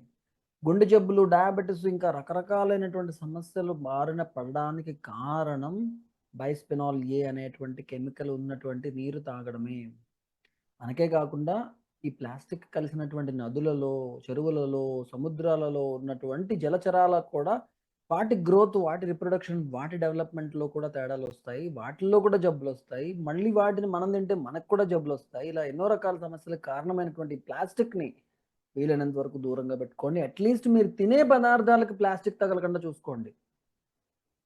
మీరు తాగే నీరు కానీ, మీరు వండే ఆహారం కానీ, మీరు ఆహారాన్ని కానీ, ఆహారం యొక్క ముడి సరుకులు కానీ దాచుకునేటువంటి డబ్బాలు కానీ ఏవి ప్లాస్టిక్ కాకుండా స్టీల్ డబ్బాల్లో వేసుకోండి పప్పులు, ఉప్పులు ఉంటే కనుక. లేదంటే గాజు సీసాల్లో వేసుకోండి. ఎంత మాత్రము ప్లాస్టిక్లో పెట్టుకోకూడదండి. ఓకే, నీరు ఎంత తాగాలి అనే దాని గురించి సైన్స్ ఏం చెప్తుందంటే, ఒక అడల్ట్ 3.7 లీటర్లు తాగొచ్చు, మగవాళ్ళు అయితే, ఆడవాళ్ళు 2.7 లీటర్లు తాగొచ్చు, చిన్నపిల్లలు ఇంకొంచెం తక్కువ తాగాలి ఇలా చెప్తుంది. కానీ ఇది ఎగ్జాక్ట్లీ కరెక్ట్ కాదు. నీరు ఎంత తాగాలి అనే దాని మీద చాలా చాలా అంటే చాలా ఫ్యాక్టర్స్ ఉన్నాయి. ఫర్ ఎగ్జాంపుల్, మనం కనుక నీరు తక్కువ తాగుతుంటే మన శరీరం మనకి ఎట్లా చెప్తుంది? మన నోరు ఎండిపోతుంది, దాహం అనిపిస్తుంది. రెగ్యులర్గా తక్కువ నీరు తాగితే యూరిన్ కలర్ డార్క్గా అయిపోతుంది, తలదిరుతున్నట్టు అనిపిస్తుంది, తలనొప్పి వస్తుంది, లెథర్జిక్గా అయిపోతాము. తక్కువ నీరు తాగితే షుగర్ క్రేవింగ్స్ పెరుగుతాయి, స్వీట్స్ తినాలనిపిస్తుంది. తక్కువ నీరు తాగితే ఒబెసిటీ పెరుగుతుంది. తక్కువ నీరు తాగితే కొంచెం డిప్రెషన్లో కూడా వెళ్తారు అన్నమాట. సో ఇలాంటి సిమ్టమ్స్ శరీరం చెప్తుంది అంటే మనం తక్కువ నీళ్ళు తాగుతున్నామని అర్థం. నీళ్ళు ఎక్కువ తాగారు అనుకోండి, నీళ్ళు ఎక్కువ తాగితే సెల్స్కి మధ్యలో నీరు చేరిపోయి ఎడిమా, వాపులు వస్తాయి. అండ్ ఎక్కువ నీరు తాగడం వల్ల కూడా తల తిరిగినట్టుగా అనిపిస్తుంది, నీరసం అనిపిస్తుంది, తలనొప్పులు వస్తాయి. ఎక్కువ నీరు తాగడం వల్ల వామిటింగ్ సెన్సేషన్ వస్తుంది. ఎక్కువ నీరు తాగడం వల్ల ఒక్కొక్కసారి మోషన్స్ అవుతాయి. ఎక్కువ నీరు తాగడం వల్ల ఈ కాళ్ళవాపులు ఇవన్నీ వస్తాయి. సో నీరు ఎక్కువ తాగిన ఇబ్బంది, తక్కువ తాగిన ఇబ్బంది. అందువల్ల నీరు తాగడానికి కొన్ని ఫ్యాక్టర్స్, ఎంత తాగాలి అనే దాని మీద అగైన్ మీ శరీర ప్రకృతి ఆధారంగా మీరు నీరు తాగాలి. అంటే కొంతమందికి ఉష్ణ ప్రకృతి ఉంటుంది, శరీరం చాలా హాట్గా ఉంటుంది. హాట్గా ఉన్నప్పుడు చాలా వేడి ఎక్కువ ప్రొడ్యూస్ అవుతున్నప్పుడు వాళ్ళ శరీరం లోపల వాళ్ళకి చెమటలవి ఎక్కువ పట్టి ఎక్కువ డీహైడ్రేట్ అయిపోయే అవకాశం ఉంది. అలాంటి వాళ్ళు ఎక్కువ నీరు తాగాలి. కొంతమందికి శీతల ప్రకృతి ఉంటుంది, కఫ ప్రకృతి లాంటిది ఉంటుంది, అసలు శరీరం నుంచి నీరు బయటకు పోదు, చెమటలు పట్టు. అలాంటి వాళ్ళు కనుక ఎక్కువ నీళ్లు తాగేస్తే ఆల్రెడీ బాడీలో ఉన్న వాటర్ బయటకు పోవడం లేదు, అప్పుడు ఇంకా ఎక్కువ లోడ్ పడిపోతే, కిడ్నీ మీద లోడ్ పడిపోతే, కిడ్నీ ప్రాబ్లమ్స్ దగ్గర నుండి ఎన్నో రకాల కొత్త ప్రాబ్లమ్స్ వచ్చే అవకాశం ఉంది. అలా మీ శరీర ప్రకృతి అనుగుణంగా మీరు నీళ్ళు తాగాలి. మీరు చేసే శారీరక శ్రమ అనుగుణంగా, మీరు పొద్దున్న నుంచి సాయంకాలం దాకా ఏసీలోనే ఉన్నారనుకోండి, ఏసీలో కూర్చుని లీటర్లు నీళ్ళు తాగేస్తున్నారు అనుకోండి, అది కిడ్నీ మీద చాలా ఎక్కువ లోడ్ కదండి. అలాగే మీరు పొద్దున్నుంచి సాయంత్రం దాకా ఏదో బయట పని చేస్తున్నారు, పొలం పని చేస్తున్నారు, అప్పుడు బోళ్ళంత నీరు చెమట ద్వారా బయటకు పోతుంది. అప్పుడు నీరు తాగకపోతే మళ్ళీ ఇబ్బంది. సో ఎంత నీరు తాగాలనేది మీరు చేసే శారీరక శ్రమ బట్టి, మీ వాతావరణాన్ని బట్టి, మీ ఎంత డిహైడ్రేట్ అయిపోతున్నారో మిమ్మల్ని మీరు గమనించుకుంటూ మళ్ళీ హైడ్రేట్ చేసుకోవాలి. ఋతువుని బట్టి కూడా, ఉష్ణ ఋతువులు ఉన్నాయి కదా, గ్రీష్మ ఋతువులో ఏమవుతుంది, శరీరంలో ఉన్న నీటిని సూర్యుడు అబ్జర్వ్ చేసేస్తాడు. అందువల్ల నీరు ఎక్కువ అవసరం అవుతుంది అలాంటి ఋతువుల్లో. అదే మనం చల్లటి ఋతువుల్లో ఉన్నప్పుడు అంతగా చెమటలు పట్టవు, నీరు ఎక్కువ అవసరం పడదు. అలాంటప్పుడు కొంచెం ఎక్కువ దాహం కూడా తక్కువేస్తుంది. నీళ్ళు తక్కువ తాగాలి. సో, మన శరీరానికి ఎంత తాగితే ఎటువంటి ఇబ్బందులు లేకుండా మనం ఉంటామో అంత నీరుని మనం తీసుకోవాలి. 2, 3 లీటర్లు, కొంతమందికి 4 లీటర్లు కూడా అవసరం అవుతుంది. బాగా ఉష్ణ ప్రకృతి ఉన్న వాళ్ళకి. బాగా శీతల ప్రకృతి ఉన్న వాడికి 2 లీటర్లే సరిపోతుంది. సో, మీ శరీర ప్రకృతి ఏంటి? మీరు చేసే పని ఎంత? మీరు ఏ సీజన్‌లో ఉన్నారో అనుగుణంగా సీజన్‌కి మారిపోతుంది తీసుకోవాల్సిన నీరు క్వాంటిటీ. అండ్ రాత్రిపూట ఎక్కువ నీరు తాగొద్దు. అందువల్ల ఏంటంటే మాటికి యూరిన్ వస్తుంది, ఇబ్బంది పడతాం. పగలుపూట నీరు ఎక్కువ అవసరం అవుతుందనమాట. అలాగే నీటిలో ఒక ఇంపార్టెంట్ థింగ్ ఏంటంటే, నీటిని వేడి చేసి తాగడం వలన, వేడి నీళ్లు తాగడం వల్ల మన రోగనిరోధక శక్తి పెరుగుతుంది. జీర్ణశక్తి పెరుగుతుంది. ముక్కులోని, గొంతులోని ఉన్నటువంటి కఫం కరుగుతుంది. మోషన్ ఫ్రీగా అవుతుంది. కడుపు నొప్పి తగ్గుతుంది. తొందరగా ముసలితనం రాకుండా ఏజింగ్ ప్రాసెస్‌ని స్లో డౌన్ చేస్తుంది. మనం వెయిట్ లాస్‌కి హెల్ప్ చేస్తుంది. రక్త ప్రసరణ బాగా అయ్యేలాగా చేస్తుంది. టాక్సిన్స్‌ని తీసేస్తుంది. ఈవెన్ డిప్రెషన్ కూడా తగ్గిస్తుంది వేడి నీళ్ళు తాగితే. సో, ఉష్ణజలం అనేది అమృతంతో సమానం అని చెప్తారు మన ఆయుర్వేదంలో. వేడిగా తాగగలిగే అవకాశం ఉంటే గనుక వేడి వేడి నీళ్ళు తాగండి. ఎన్నిసార్లు వీలైతే అన్నిసార్లు రోజులో ఇంట్లో ఉన్నప్పుడు అట్‌లీస్ట్. ఓకే. అలాగే రాగి పాత్రలో ఉంచినటువంటి నీటిని తాగడం వల్ల అగైన్ మన జీర్ణశక్తి బాగవుతుంది. వెయిట్ లాస్ అవుతాం ఈజీగా. వూండ్స్ తొందరగా హీలింగ్ అయిపోతాయి. ఏజింగ్ ప్రాసెస్ స్లో డౌన్ అవుతుంది. హార్ట్ హెల్త్ మెయింటైన్ అవుతుంది. బీపీ లాంటి సమస్యలు తగ్గుతాయి. క్యాన్సర్ రిస్క్ తగ్గుతుంది. ఇన్ఫెక్షన్స్ నుంచి మనల్ని మనం కాపాడుకోవచ్చు. థైరాయిడ్ గ్లాండ్ ఫంక్షన్ రెగ్యులేట్ అవుతుంది. ఆర్థరైటిస్, మోకాళ్ళ నొప్పులు, ఇన్‌ఫ్లమేషన్స్ ఇలాంటి సమస్యలు తగ్గుతాయి.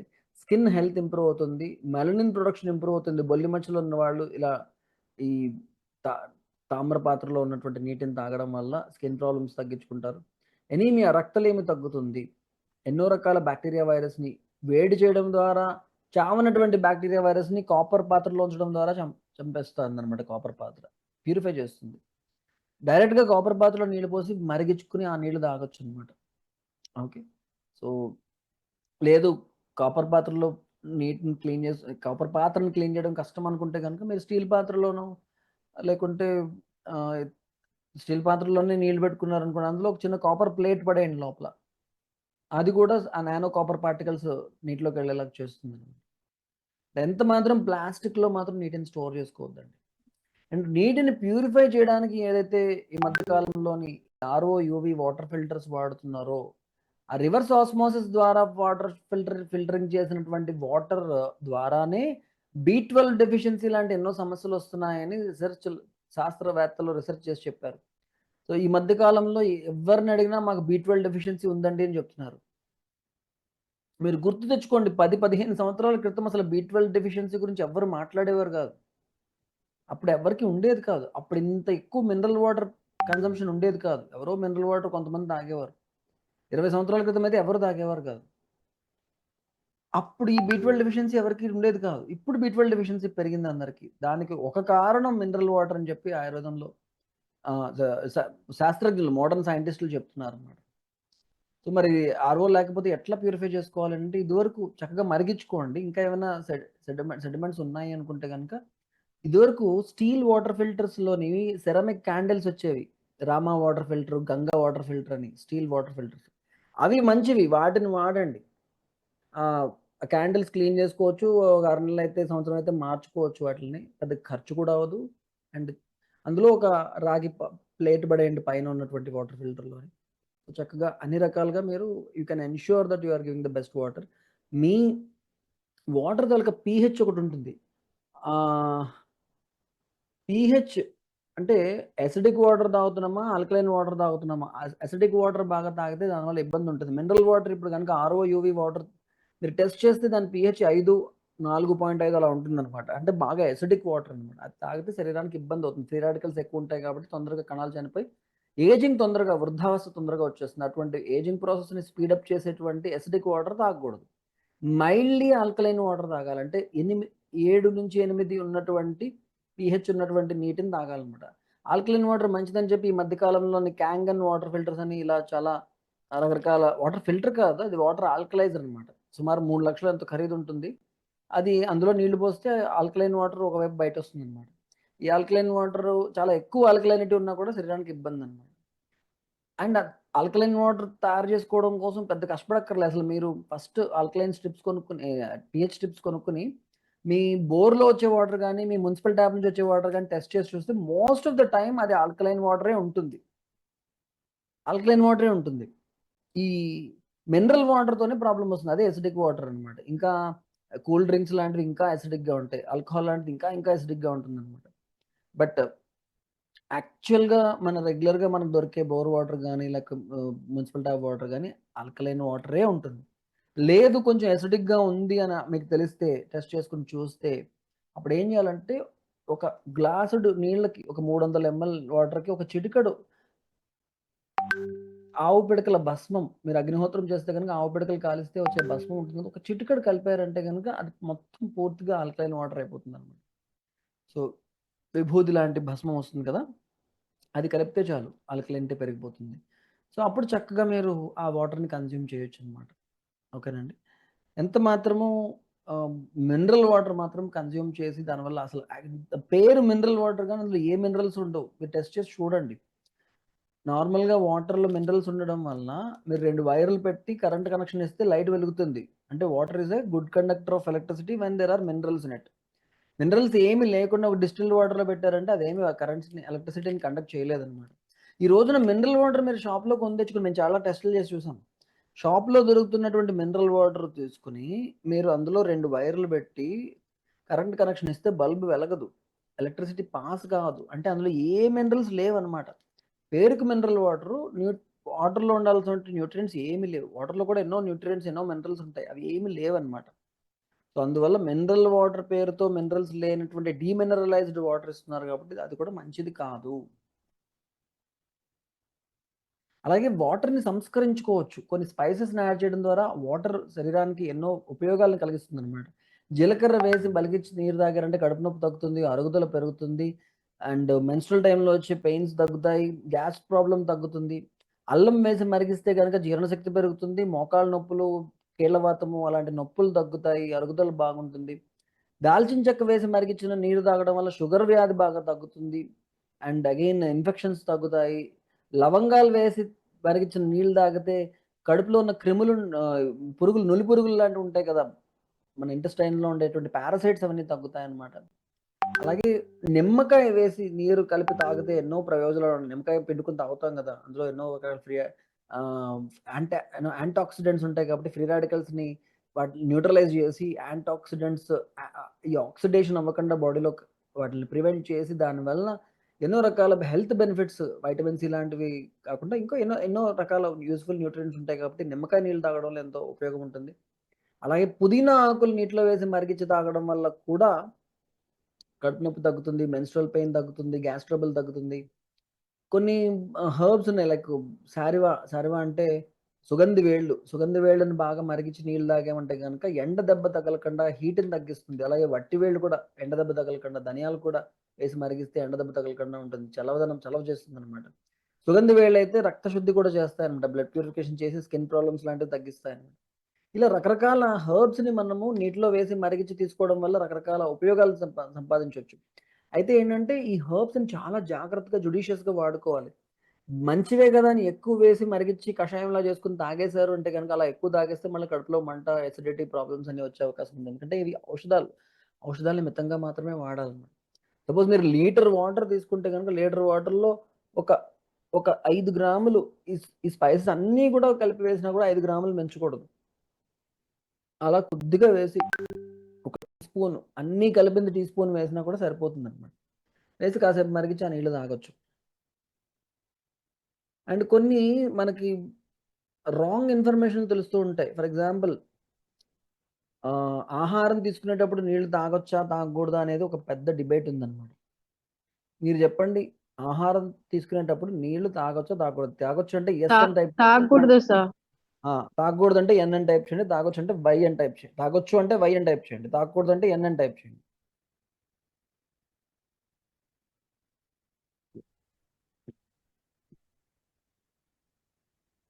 హ్మ్.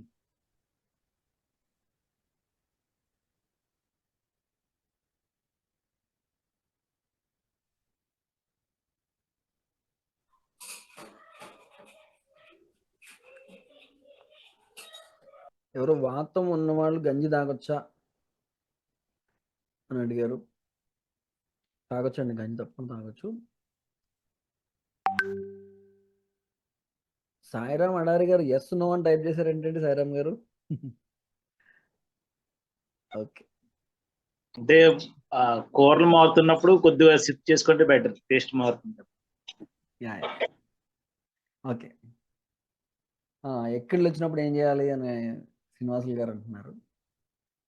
టైప్ చేస్తే చాలండి, స్క్రీన్ మీద గీతలు గీసేయొద్దు. గీతలు గీసేస్తున్నారు అందరూ.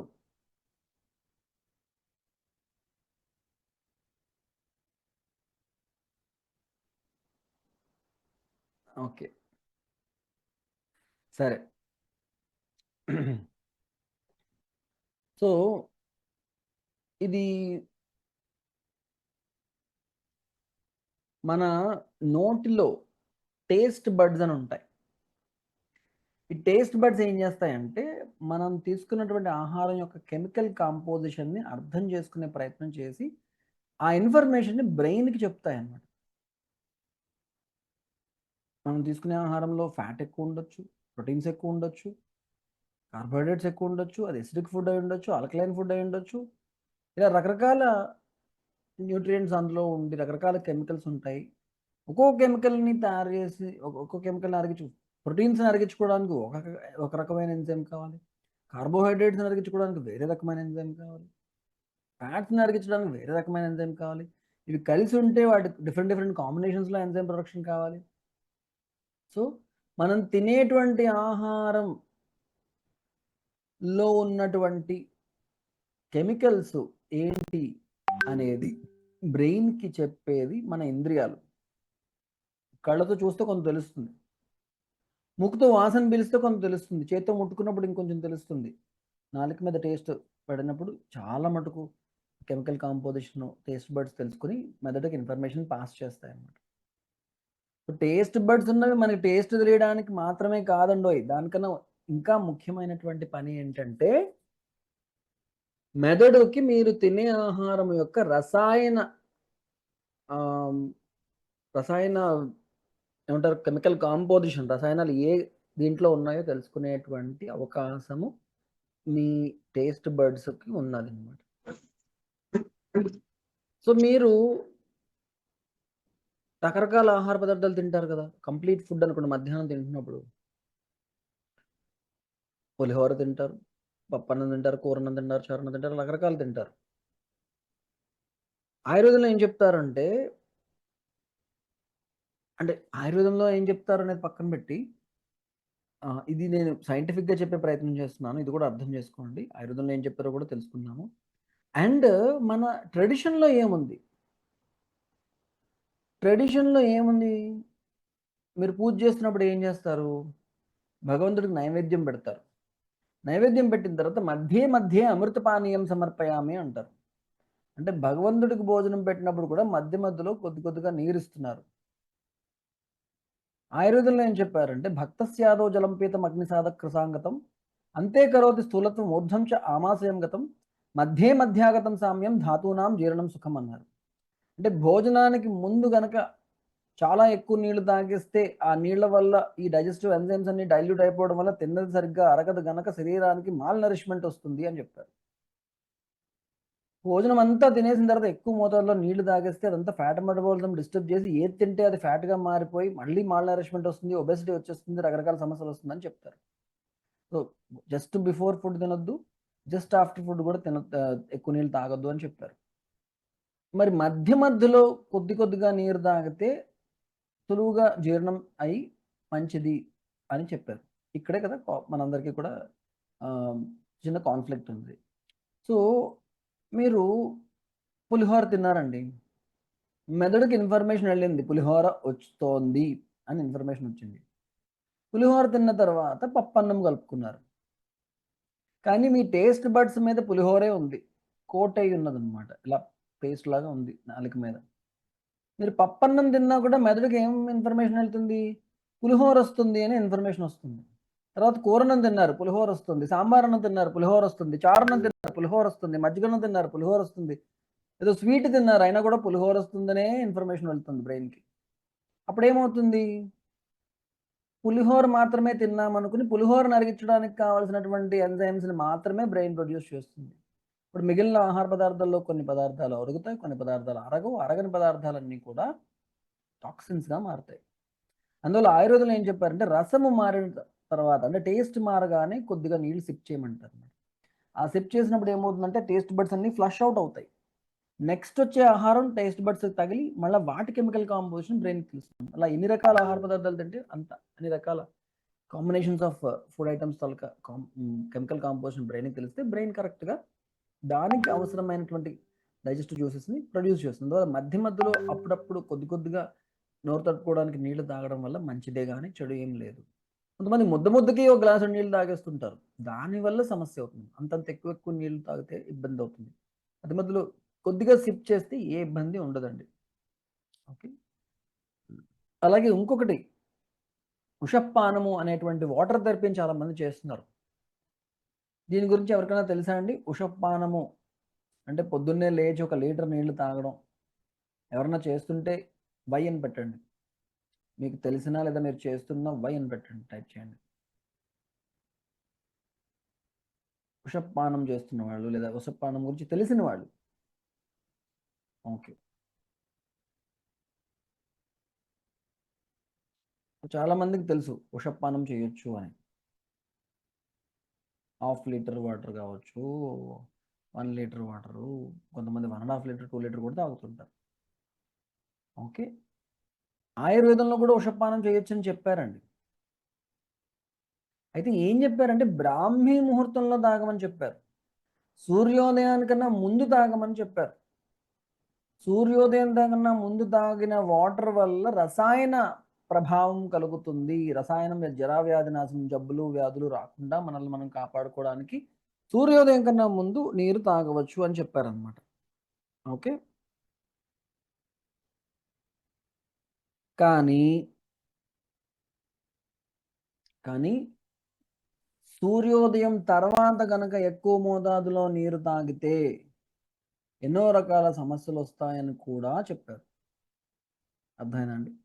సూర్యోదయం తర్వాత ఎక్కువ మోతాదులో నీరు తాగితే సూర్యుడు అలా ఉదయిస్తున్నప్పుడు శరీరంలో అన్ని రసాయనాలు, అన్ని యాసిడ్స్, ఎంజైమ్స్ ప్రొడ్యూస్ అవుతాయి. ఆ టైంలో 1.5 లీటర్ 2 లీటర్లు ఆఫ్టర్ సూర్యోదయం. అందరూ లేచేది కూడా చాలామంది సూర్యోదయం తర్వాత లేస్తున్నారు. పొద్దున్నే నీళ్ళు తాగడం మంచిదని చెప్పి తాగేస్తున్నారు. దానివల్ల ఇబ్బందులే తప్ప ఉపయోగం లేదు. అండ్ ఈ నీళ్లు తాగడం అనేది ఏదో ప్రెషర్ క్రియేట్ చేసి మోషన్ ఫ్రీగా అవడం కోసం చెప్పలేదు ఆయుర్వేదంలో. నీరు తాగడం ద్వారా ముసలితనము వ్యాధులు రాకుండా కాపాడుకోవచ్చు అని చెప్పారన్నమాట. ఓకేనా? సో అందువల్ల మీరు నీరు తాగాలి అనుకుంటే బ్రాహ్మీ ముహూర్తంలో సూర్యోదయానికన్నా ముందు తాగండి కానీ సూర్యోదయం తర్వాత లేస్తే జస్ట్ ఒక గ్లాసుడు తాగండి. అంతేకాని లీటర్ నీళ్లు తాగేస్తే దానివల్ల ఇబ్బందే. ఓకే. 2-3 లీటర్లు జనరల్గా అందరికీ సరిపోతాయి. కానీ మీ శరీర ప్రకృతిని బట్టి 4-5 లీటర్లు కూడా అవసరం పడవచ్చు. సో ఆహారం తీసుకునేటప్పుడు ఎక్కువ నీళ్ళు తాగద్దు కానీ కొద్దిగా సిప్ చేస్తే మంచిదే. ఎప్పుడూ డిహైడ్రేట్ అయిపోకుండా హైడ్రేషన్ మంచిదే, కానీ ఓవర్గా నీళ్ళు తాగడం కూడా ఇబ్బంది పెడుతుంది. సరిగ్గా దాన్ని ప్యూరిఫై చేసుకుని సరిగ్గా స్టోర్ చేసుకోవడం వల్ల ఆరోగ్యం బాగుంటుంది. ఈ విషయాలు మనం గుర్తుపెట్టుకోవాలి. అలాగే గాలి తీసుకోవడం కూడా చాలా అతి ముఖ్యమైనటువంటి అంటే మీరందరూ యోగా టీచర్స్. మీలో కొంతమంది నిజమైన యోగులు కూడా ఉండొచ్చు. యోగులు అవుదామనేటువంటి ఉద్దేశం ఉన్న వాళ్ళు కూడా ఉండొచ్చు. ఎంతమందికి యోగులు అవుదామని ఉందండి? టైప్ చేయండి ఎస్ అని, వై అని టైప్ చేయండి. చెయ్యితే సరిపోతుంది సుమ్మగారు, టైప్ చేయాలి. యోగా టీచర్ అవుదామని కాదు, యోగి అవుదామని.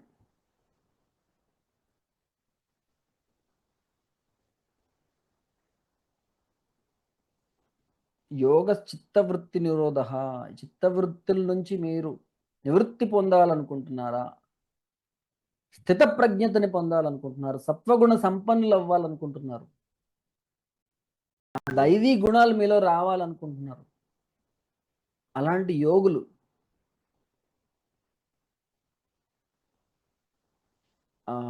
ఈ శివరాత్రి కాకుండా ముందు శివరాత్రికి ఎప్పుడో అనుకుంటా మన సద్గురు దగ్గర ఈ మంగళి ఒక పాట పాడింది. నా గురుడు నన్నింక యోగి గమ్మనరో, యోగి గమ్మనే రాజయోగి గమ్మనే అని చెప్పి అద్భుతంగా ఒక పాట పాడింది అమ్మాయి. సో మన గురువు మనల్ని యోగిగా మారమని చెప్తున్నాడు. యోగా టీచర్గా కాదు, యోగులు అవ్వాలి, యోగులు తయారవ్వాలి. మన సమాజంలో ఎంతోమంది యోగులు తయారైతే మన సమాజం అద్భుతంగా ఉంటుందన్నమాట. అటువంటి యోగులు మీరు అవ్వాలి అంటే ఫస్ట్ అండ్ ఫార్మోస్ట్ థింగ్, మీ శ్వాసను మీరు నియంత్రించగలిగే శక్తి, మీ శ్వాస పైన మీకు పట్టు ఉండాలి. మీ శ్వాసను మీరు గమనించాలి, మీ శ్వాసను మీరు రెగ్యులేట్ చేయగలగాలి, మీ శ్వాసతో మీరు రకరకాల ప్రయోగాలు చేయగలగాలి. అట్లా శ్వాసని మనం రెగ్యులేట్ చేయడం ద్వారా మనము ఈ అష్టాంగ యోగాల్లో ఒక స్టెప్ నుంచి ఒక స్టెప్ అలా ఒక్కొక్క స్టెప్ దాటుకుంటూ పైకి వెళ్ళగలుగుతాం అనమాట. ఇప్పుడు మనం యోగులు అవుతాం. సో మొట్టమొదటి రోజు అడిగాను మిమ్మల్ని ఎంత గాలి కావాలి అని. అంటే మన లంగ్ కెపాసిటీ సుమారు 2.5 లీటర్లు ఉంది. సో 2.5 లీటర్ల గాలి మనం తీసుకోవాలి అనుకుంటే దీర్ఘమైన శ్వాసను తీసుకోవాలి కదండి. రెస్పిరేటరీ రేట్ అంటే ఒక నిమిషంలో మీరు ఎన్నిసార్లు గాలి పీల్చి వదులుతున్నారు అనే దాన్ని మన రెస్పిరేటరీ రేట్ అంటారు అనమాట. ఓకే, సో మన రెస్పిరేటరీ రేట్ కనుక for example me respiratory rate నిమిషానికి 14 నుంచి 18 సార్లు జనరల్గా ఉంటుంది అనమాట. కొంతమందికి ఇంకొంచెం ఫాస్ట్గా ఉంటుంది, చాలా ఫాస్ట్గా గాలి పీల్చి వదులుతుంటారు అనమాట. మళ్ళీ 25 అలా. మీరు కుక్కను చూడండి, 25 నుండి 28 సార్లు ఒకసారి నిమిషంలో గాలి పీల్చి వదులుతుంటుంది కుక్క. అలాగే ఒక తాబేలుని గమనిస్తే కనుక 5 నుంచి 8 సార్లు గాలి పీల్చి వదులుతుంటుంది అనమాట. 5 నుంచి 8 సార్లు. సో మీరు ఈ డిఫరెన్స్ని గమనించండి. ఏంటి డిఫరెన్స్? ఒక కుక్క, ఒక తాబేలు, ఒక మనిషి. మనిషి 100 లేదా 120 సంవత్సరాలు ఆరోగ్యంగా బతికే అవకాశం ఉంది మనిషికి. ఒక కుక్కకి మహా అయితే 20 సంవత్సరాల ఆయుష్ ఉంటుంది మ్యాక్సిమం, బాగా చూసుకుంటే ఆరోగ్యంగా ఉంటే 20 సంవత్సరాలు. ఒక తాబేలు సుమారు 200 నుండి 300 సంవత్సరాలు బతుకుతుంది. అంటే ఏంటి అర్థం? మన రెస్పిరేటరీ రేట్ కనుక తక్కువ ఉంటే మన ఆయుష్ పెరుగుతుందన్నమాట. అంటే మనం ఎంత తక్కువ సార్లు మనం ఒక నిమిషంలో గాలి పీలిస్తే అంత ఎక్కువ ఆయుష్ పెరుగుతుంది. యోగులను చూడండి, వాళ్ళ రెస్పిరేటరీ రేట్ చాలా స్లో డౌన్ అయిపోతుంది. సమాధి స్థితిలో ఉన్నప్పుడు ఆల్మోస్ట్ 0 అయిపోతుంది. అలా సమాధి స్థితిలో ఉండి ఎన్నో వేల సంవత్సరాలు బతికిన యోగులు కూడా ఉన్నారు, వందల సంవత్సరాలు బతికిన యోగులు ఉన్నారు మన భారతదేశంలో. అటువంటి కర్మభూమి మన భారతదేశం, యోగుల్ని తయారు చేసేటువంటి భూమి మన భారతదేశం. సో అట్లాంటి మనము కూడా మన బ్రెత్ని రెగ్యులేట్ చేసుకుని, మన శ్వాసని మనం కంట్రోల్లో పెట్టుకుని, మన అదుపులో పెట్టుకుని మనము అద్భుతాలు సాధించే అవకాశం మనకున్నది. ఓకే, సో బ్రెత్ రెగ్యులేషన్ అనేది మనం చేయొచ్చు అనమాట. ఎట్లా చేయాలి? మీ అందరికీ కూడా ప్రాణాయామం చేయడం వచ్చు. ప్రాణాయామంలో ఏంటంటే మనము ఇక్కడ కేవలం ప్రాణాయామం అంటే కేవలం చాలామంది అనులోమ విలోమం అనుకుంటారు, అంటే శ్వాసను పీల్చడం, శ్వాసను వదలడం. కాదండి, ప్రాణాత్ ఆయామం, ప్రాణవాయువు తీసుకోవడంలో ఒక పాజ్. పూరకం, కుంభకం, రేచకం అన్నారు కదా, లేదా శూన్యకం కూడా ఉంది 4వ స్టెప్. ఈ కుంభకం అంటే గాలిని బంధించడం, ఇది ముఖ్యమైనటువంటి ప్రక్రియ ప్రాణాయామంలో. ప్రాణాయామాన్ని కరెక్ట్గా చేయగలిగితే మీరు చాలా అతి సులువుగా మీ శ్వాసని మీరు కంట్రోల్ చేయగలిగితే మీరు యోగులు అవ్వడానికి ఇదే ఫస్ట్ స్టెప్ అన్నమాట. ఓకేనా? రైట్. సో అలాగే వ్యాయామం చేస్తున్నారు అనుకోండి, చాలామంది వ్యాయామం చేస్తున్నప్పుడు ఏదో పుల్లప్సో పుషప్సో రన్నింగ్ చేస్తున్నప్పుడు ఊపిరి బిగబెట్టి చేస్తారు. చేయకూడదు అలా. వ్యాయామం చేస్తున్నప్పుడు కనుక శరీరానికి కావలసినంత ప్రాణవాయువు అందకపోతే ఆ ప్రాణవాయువుని ఖర్చు పెట్టడానికి, ప్రాణవాయువు లేకుండా శక్తిని తయారు చేసుకోవడానికి ఏవైతే రసాయన చర్యలు జరుగుతాయి. వాటిని అనరోబిక్ రియాక్షన్స్ అంటారనమాట. అంటే మనం ఆహారం తీసుకున్నప్పుడు ఆహారాన్ని ఎనర్జీగా మార్చడానికి కొన్ని కెమికల్ రియాక్షన్స్ శరీరంలో జరుగుతాయి. ఆ కెమికల్ రియాక్షన్స్ జరుగుతున్నప్పుడు ఆక్సిజన్ లేకపోతే వాటిని అనరోబిక్ రియాక్షన్స్ అంటారు. ఆక్సిజన్ ఉంటే ఎరోబిక్ రియాక్షన్స్ అంటారు అనమాట. ఎరోబిక్ రియాక్షన్ జరిగినప్పుడు ప్యూర్ క్లీన్ శక్తి మాత్రమే, ఎనర్జీ మాత్రమే తయారవుతుంది. అదే కనుక మీరు ప్రాణాయామం మీరు ఏమి గాలి పీల్చుకోకుండా ఎక్సర్సైజ్ చేస్తే ఆ కెమికల్ రియాక్షన్స్లో, ఎనరోబిక్ రియాక్షన్లో ఎన్నో బై ప్రొడక్ట్స్, లాక్టిక్ యాసిడ్ లాంటి ఎన్నో కెమికల్స్ తయారయ్యి కండరాలు బిగుసుకుపోయేలాగా, ఫ్లెక్సిబిలిటీ తగ్గిపోయేలాగా, ఇంకా రకరకాల ప్రమాదాలను కలిగజేస్తాయి. కాబట్టి మీరు ప్రాణవాయువుని తీసుకుంటూనే ఎక్సర్సైజ్ చేయాలన్నమాట. వ్యాయామం చేస్తున్నా, మెట్లు ఎక్కుతున్నా కూడా 2 మెట్లు గాలి పీలుస్తూ 2 మెట్లు గాలి వదులుతూ, 2 మెట్లు గాలి పీలుస్తూ 2 మెట్లు గాలి వదులుతూ అలా ఎక్కండి. మీరు 10 ఫ్లోర్లు ఎక్కినా కూడా మీకు ఏ ఇబ్బంది ఉండదు. చాలా హ్యాపీగా మీరు 10 ఫ్లోర్ ఎక్కేయచ్చు. గాలి బిగబెట్టి మెట్లు ఎక్కారంటే కనుక ఇబ్బంది పడతారు అన్నమాట. ఓకే. సో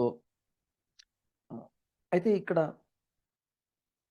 ఈ శ్వాస పైన మనకు ధ్యాస ఉండాలి. ఓకే. మీకు ఒక చిన్న క్వశ్చన్ అడుగుతాను మిమ్మల్ని. మీరందరూ కూడా పొట్ట పైన చేయి వేసుకోండి. మీ చేతిని పొట్ట మీద ఇలా పెట్టుకొని గాలి పీల్చుకోండి. దీర్ఘమైనటువంటి శ్వాసను తీసుకుని నెమ్మదిగా గాలి వదలండి. శ్వాసను నెమ్మదిగా తీసుకోండి, నెమ్మదిగా వదలండి.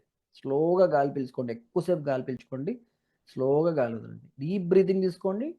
ఇప్పుడు గమనించండి, మీరు గాలి పీల్చుకుంటున్నప్పుడు మీ చెయ్య పొట్ట మీద ఉంది కదా, మీ పొట్ట లోపలికి వెళ్తుందా, బయటకు వస్తుందా? గాలి పీలుస్తున్నప్పుడు పొట్ట లోపలికి వెళ్తుందా, బయటకు వస్తుందా?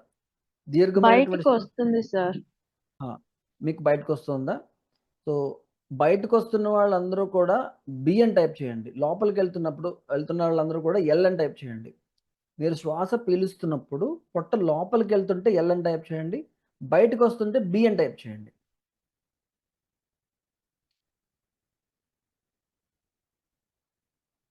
మీరు లోపలికి గాలి పీలుస్తున్నప్పుడు పొట్ట లోపలికి వెళ్తుంటే ఎల్, బయటకు వస్తుంటే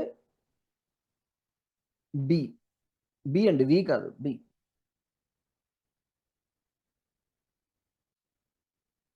ఇక్కడ చాట్ విండోలో చాలా మందికి బయటకు వస్తుందని రాశారు, కొంతమంది లోపలికి వెళ్తుందని రాశారు. ఓకే.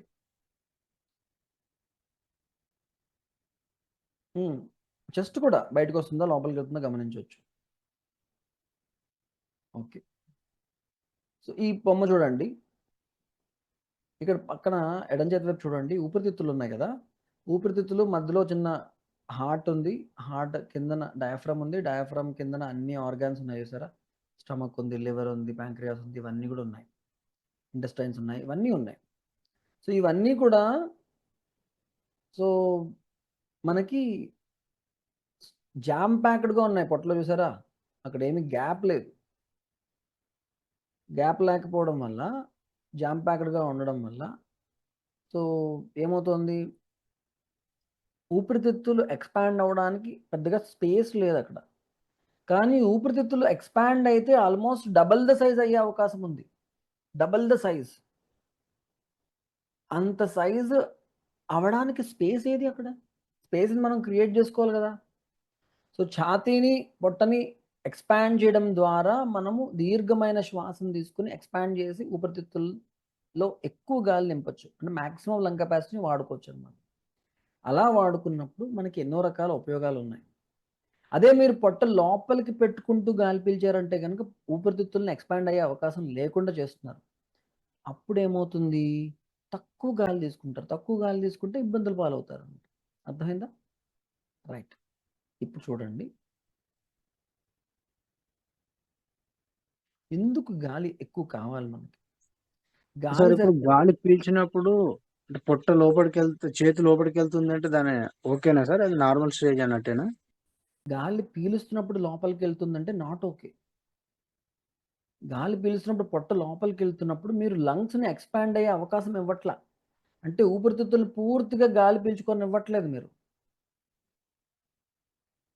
ఒకవేళ అలా జరుగుతుంటే గనక మీరు కరెక్ట్గా బ్రీతింగ్ చేయడానికి కొద్ది రోజులు ప్రాక్టీస్ చేయాలి. పొట్ట పైన చేయబెట్టుకుని ఆ చేత్తో ప్రెస్ చేస్తూ గాలిని బయటకు వదలండి.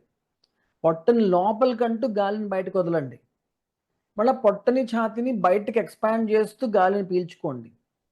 మళ్ళీ పొట్టని ఇలా లోపలికంటూ గాలిని బయటకు వదలండి. లోపలికి అన్నప్పుడు ఊపిరితిత్తులు అన్నీ బాగా దగ్గరకు వచ్చి ఉన్న గాలి అంతా బయటకు వచ్చేస్తుంది. ఎక్స్పాండ్ చేసినప్పుడు ఎక్కువ గాలి తీసుకునే అవకాశం ఉంటుంది అనమాట. ఓకేనా? సో గాలిని పీలుస్తూ దీర్ఘమైనటువంటి శ్వాసను తీసుకుంటూ ఛాతీని పొట్టని పెద్దగా ఎక్స్పాండ్ చేస్తూ గాలి పీల్చుకోండి. ఛాతీని లోపలికంటూ పొట్టని లోపలికంటూ గాలి వదలండి. ఇట్లా చేయండి. ఓకేనా? ఇలా ఎక్కువ గాలి పీల్చుకోవడంలో మీకు వచ్చే ఉపయోగం ఏంటి అంటే, మీ బ్రెయిన్ ఉంది కదా, మీ పిడికలంత ఉంటుంది మీ బ్రెయిన్ సైజు. అంటే బాడీలో ఒక 2-3% సైజు ఉన్నటువంటి బ్రెయిన్ 20% ఆఫ్ ఆక్సిజన్ తీసుకుని ఎన్నో పనులు చేస్తుంది అనమాట. మీరు తీసుకున్న వాయువులో మీరు గాలి తక్కువ తీసుకుంటే కనుక బ్రెయిన్ తాలూకా ఫంక్షన్ తగ్గిపోతుంది. బ్రెయిన్ ఫంక్షన్ తగ్గిపోతే బ్రెయిన్ కంట్రోల్ చేసే అన్ని ఆర్గాన్స్ కూడా వాటి ఫంక్షన్స్ తగ్గిపోతాయి అనమాట. అందువల్ల మీరు ఎక్కువగా గాలి పీల్చుకోవడం చాలా అవసరం బ్రెయిన్కి. గుండెకి కూడా పుట్టినప్పటి నుండి చచ్చిపోయేదాకా పనిచేసేటువంటి ఒకే ఒక ఆర్గాన్ గుండె. గుండె కనుక పనిచేయడం మానేస్తే, గుండె కనుక రెస్ట్ తీసుకుంటే మనం రెస్ట్ ఇన్ పీస్ అయిపోతాం. ఓకే? సో గుండెలో ఉండేటువంటి కండరాలు కూడా ఆక్సిజన్ ఎక్కువ కావాలి. మన కండరాలు ఉన్నాయి కదా, మన మజిల్స్ ఉన్నాయి కదా, వీటికి కూడా ఆక్సిజన్ ఎక్కువ కావాలి. మజిల్స్లో కనుక ఆక్సిజన్ లేకపోతే, ఆక్సిజన్ లేకుండా మజిల్స్ పనిచేసేస్తే, చెప్పాను కదా ఇందాక లాక్టిక్ యాసిడ్ లాంటి కెమికల్స్ తయారై మజిల్స్కి చాలా ఇబ్బంది అవుతుంది. పూర్ బ్రీతింగ్ హ్యాబిట్స్ ఉన్నటువంటి మనుషులకి సరిగ్గా శ్వాస తీసుకోకపోతే నర్వస్ సిస్టమ్ డిస్టర్బ్ అయిపోతుంది. గాలి గొట్టాలు టైట్గా అయిపోయి ఇంకా గాలిలోకి తక్కువ వెళ్తుంది. రక్త నాణాలు బిగుసుకుపోయి ఇంకా తక్కువ ఆక్సిజన్ సెల్స్కి అందుతుంది. ఇలా ఎన్నో రకాల సమస్యలు వస్తాయి. దానివల్ల ఎనర్జీ తగ్గిపోతుంది. సో మనం ఎల్లప్పుడూ ఆరోగ్యంగా ఉండాలి అంటే సరైన పద్ధతిలో గాలి పీల్చుకోవాలి. ముందు అసలు గాలి ఎట్లా పీలుస్తున్నామో మనల్ని మనం గమనించాలి.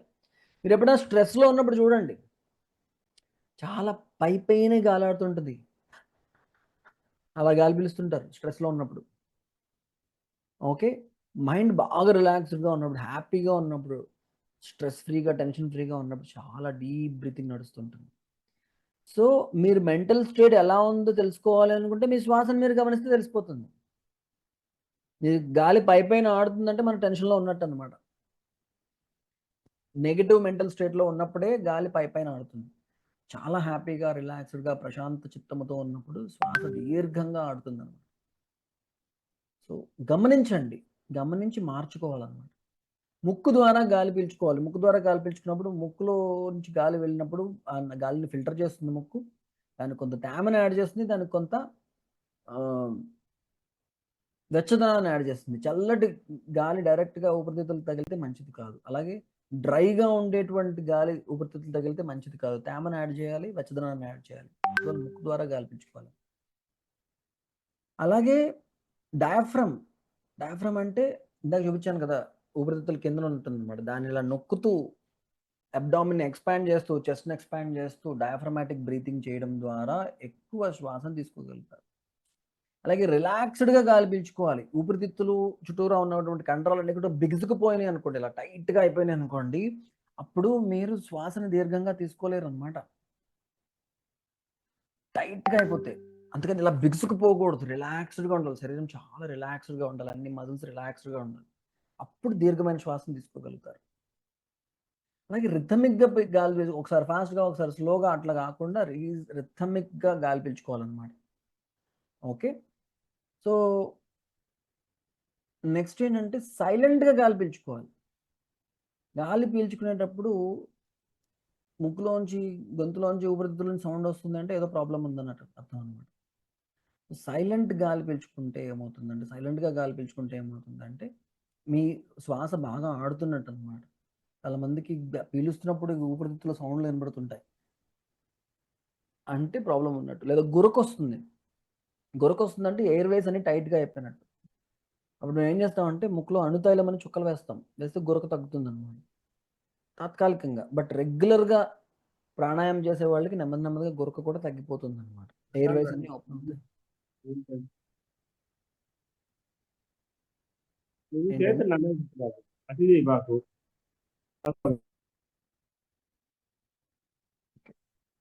సో దీనికి ఈ శ్వాసను గమనించడం అనేది ముందు వాలంటరీగా రాకపోతే కొన్ని టెక్నిక్స్ వాడాలన్నమాట. ఏంటి వాడాలి?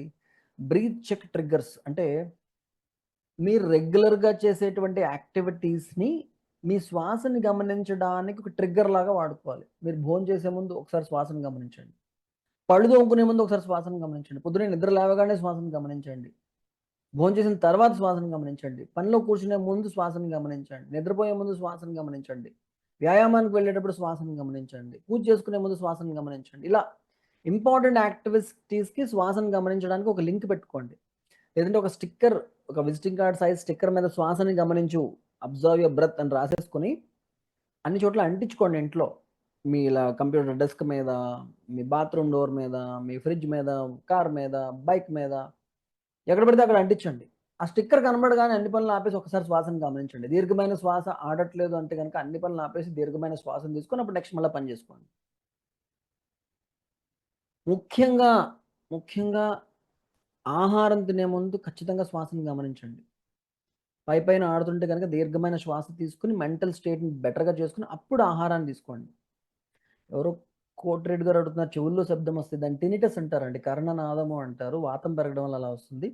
చెవిలో బిల్వ తైలం కానీ లేకుంటే కార్పాసస్య తైలం కానీ ఒక ఇయర్ డ్రాప్స్ ఉంటాయి, అవి వేసుకోవడం ద్వారా ఈ కర్ణనాదం తగ్గుతుంది. దాన్ని ఒక వైద్యుడి సలహాతో తీసుకోవాలండి. ఓకే, సో బ్రీతింగ్ హ్యాబిట్స్ని మనం రెగ్యులర్గా గమనించుకుంటూ బ్రీతింగ్ ప్యాటర్న్ని మనం మార్చుకోవడం ద్వారా, ఈ శ్వాసని మార్చడం ద్వారా, శ్వాస పైన కంట్రోల్ పొందడం ద్వారా మనం ఎన్నో రకాల సమస్యల్ని రాకుండా మనల్ని మనం కాపాడుకోవచ్చు. ఓకేనా? అలాగే సన్లైట్, సూర్యరశ్మి. చాలామందికి సూర్యరశ్మి ఎందుకు కావాలంటే వైటమిన్ డి వస్తుంది కాబట్టి సూర్యరశ్మి తీసుకోవాలి అని చెప్తారు. బట్ చాలామంది అసలు సూర్యరశ్మినే తీసుకోరు, సో సన్లోకి వెళ్ళట్లేదు చాలామంది, దానివల్ల చాలా ఇబ్బందులు పడుతున్నారు. అసలు సూర్యరశ్మి ఎందుకు కావాలి? సూర్యరశ్మిలో కొద్దిసేపు అయినా మనం ఉంటే మన శరీరంలో ఇన్ఫ్లమేషన్ రాకుండా ఉంటుంది, ఇమ్యూనిటీ బాగా పెరుగుతుంది, బ్లడ్ ప్రెషర్ తగ్గి నార్మల్సీకి వస్తుంది, హై బీపీ ఉన్న వాళ్ళకి చాలా మంచిది, మన కండరాలకి బలం వస్తుంది, బ్రెయిన్ ఫంక్షన్ ఇంప్రూవ్ అవుతుంది, మూడ్ని ఎలివేట్ చేసి డిప్రెషన్ని తగ్గిస్తుంది, నిద్ర హాయిగా పట్టేలాగా చేస్తుంది, ఎముకలకి బలం వస్తుంది అందరికి తెలుసు వైటమిన్ డి కాబట్టి. స్కిన్ ప్రాబ్లమ్స్ తగ్గిస్తుంది, ఐ హెల్త్ని ఇంప్రూవ్ చేస్తుంది, క్యాన్సర్ లాంటి జబ్బులు రాకుండా కాపాడుతుంది. అందువల్ల సన్లైట్లో కొద్దిసేపు అయినా, సన్లైట్ అంటే హార్ష్ సన్లో కాదు, ఎండలో కాదు, సూర్య కిరణాలు పడాలి మన పైన. ఉదయం 8 లోపు లేదా సాయంకాలం 4 తర్వాత సూర్యకిరణాలు మన బాడీ మీద పడేలాగా సూర్యుడు కింద మనం ఏదైనా యాక్టివిటీ, వాకింగ్ చేసుకోవడము, గార్డెనింగ్ చేసుకోవడము, సూర్య నమస్కారాలు వేసుకోవడం, అలా ఏదైనా యాక్టివిటీ చేయడం ద్వారా ఆ సూర్యరశ్మి మన శరీరం మీద పడాలి. పడేటప్పుడు మనము వీలైనంత వరకు కాటన్ బట్టలు, పల్చగా ఉండేటువంటి కాటన్ బట్టలు వేసుకుంటే ఆ కాటన్ బట్టల్లోంచి సూర్యకిరణాలు మన శరీరంలోకి వెళ్తాయి అన్నమాట. అర్థమైందండి?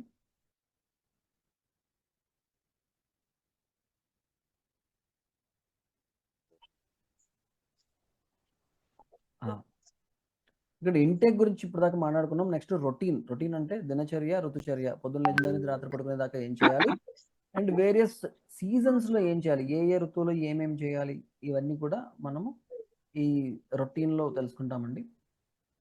మీకు ఎప్పుడన్నా అనిపించిందా, ఏదైనా పని మొదలెడితే చాలా సులువుగా టకటగా అయిపోతుంది ఒక్కొక్క రోజు చాలా చిన్న పని కూడా ఎంతో కష్టపడితే కానీ అవ్వట్లేదు, అలా ఎప్పుడన్నా అనిపించిందా అండి మీకు?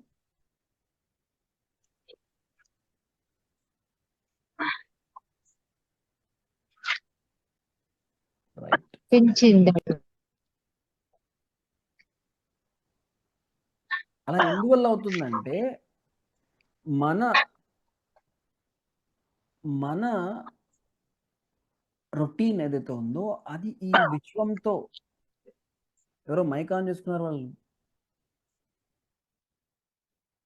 ఈ మన రొటీన్ ఈ విశ్వంతో సింక్రనైజ్ అయ్యి ఉంటే, హార్మోనీలో ఉంటే కనుక మనం ఏ పని చేసినా చాలా సులువుగా అయిపోతుంది. మనం విశ్వానికి ఎగెనిస్ట్గా రొటీన్ ప్లాన్ చేసుకున్నాం. ఈ విశ్వంలో ఉండేటువంటి ప్రతి ఒక్క ప్రభావం, గ్రహ ప్రభావం, సూర్య ప్రభావం, చంద్ర ప్రభావం, ఈ భూమి తాలూకా రొటేషన్ ప్రభావం, ఇవన్నిటి యొక్క ప్రభావం మన శరీరం మీద పడుతుంది. సో ఆ పడే ప్రభావాన్ని మనం తెలుసుకుని దాని ఆధారంగా మనం రొటీన్ ప్లాన్ చేసుకుంటే మనం ఆరోగ్యంగా ఉంటాం.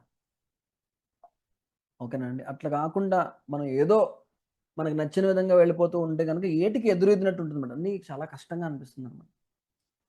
సర్కేడియన్ రిథమ్ అనే ఒక కాన్సెప్ట్ గురించి తెలుసుకోండి. ఫస్ట్ థింగ్ ఏంటంటే మన శరీరం పైన ఎక్స్టర్నల్ ఎన్విరాన్మెంటల్, బాహ్య వాతావరణం తాలూకా ప్రభావం ఎంతో ఉంటుంది.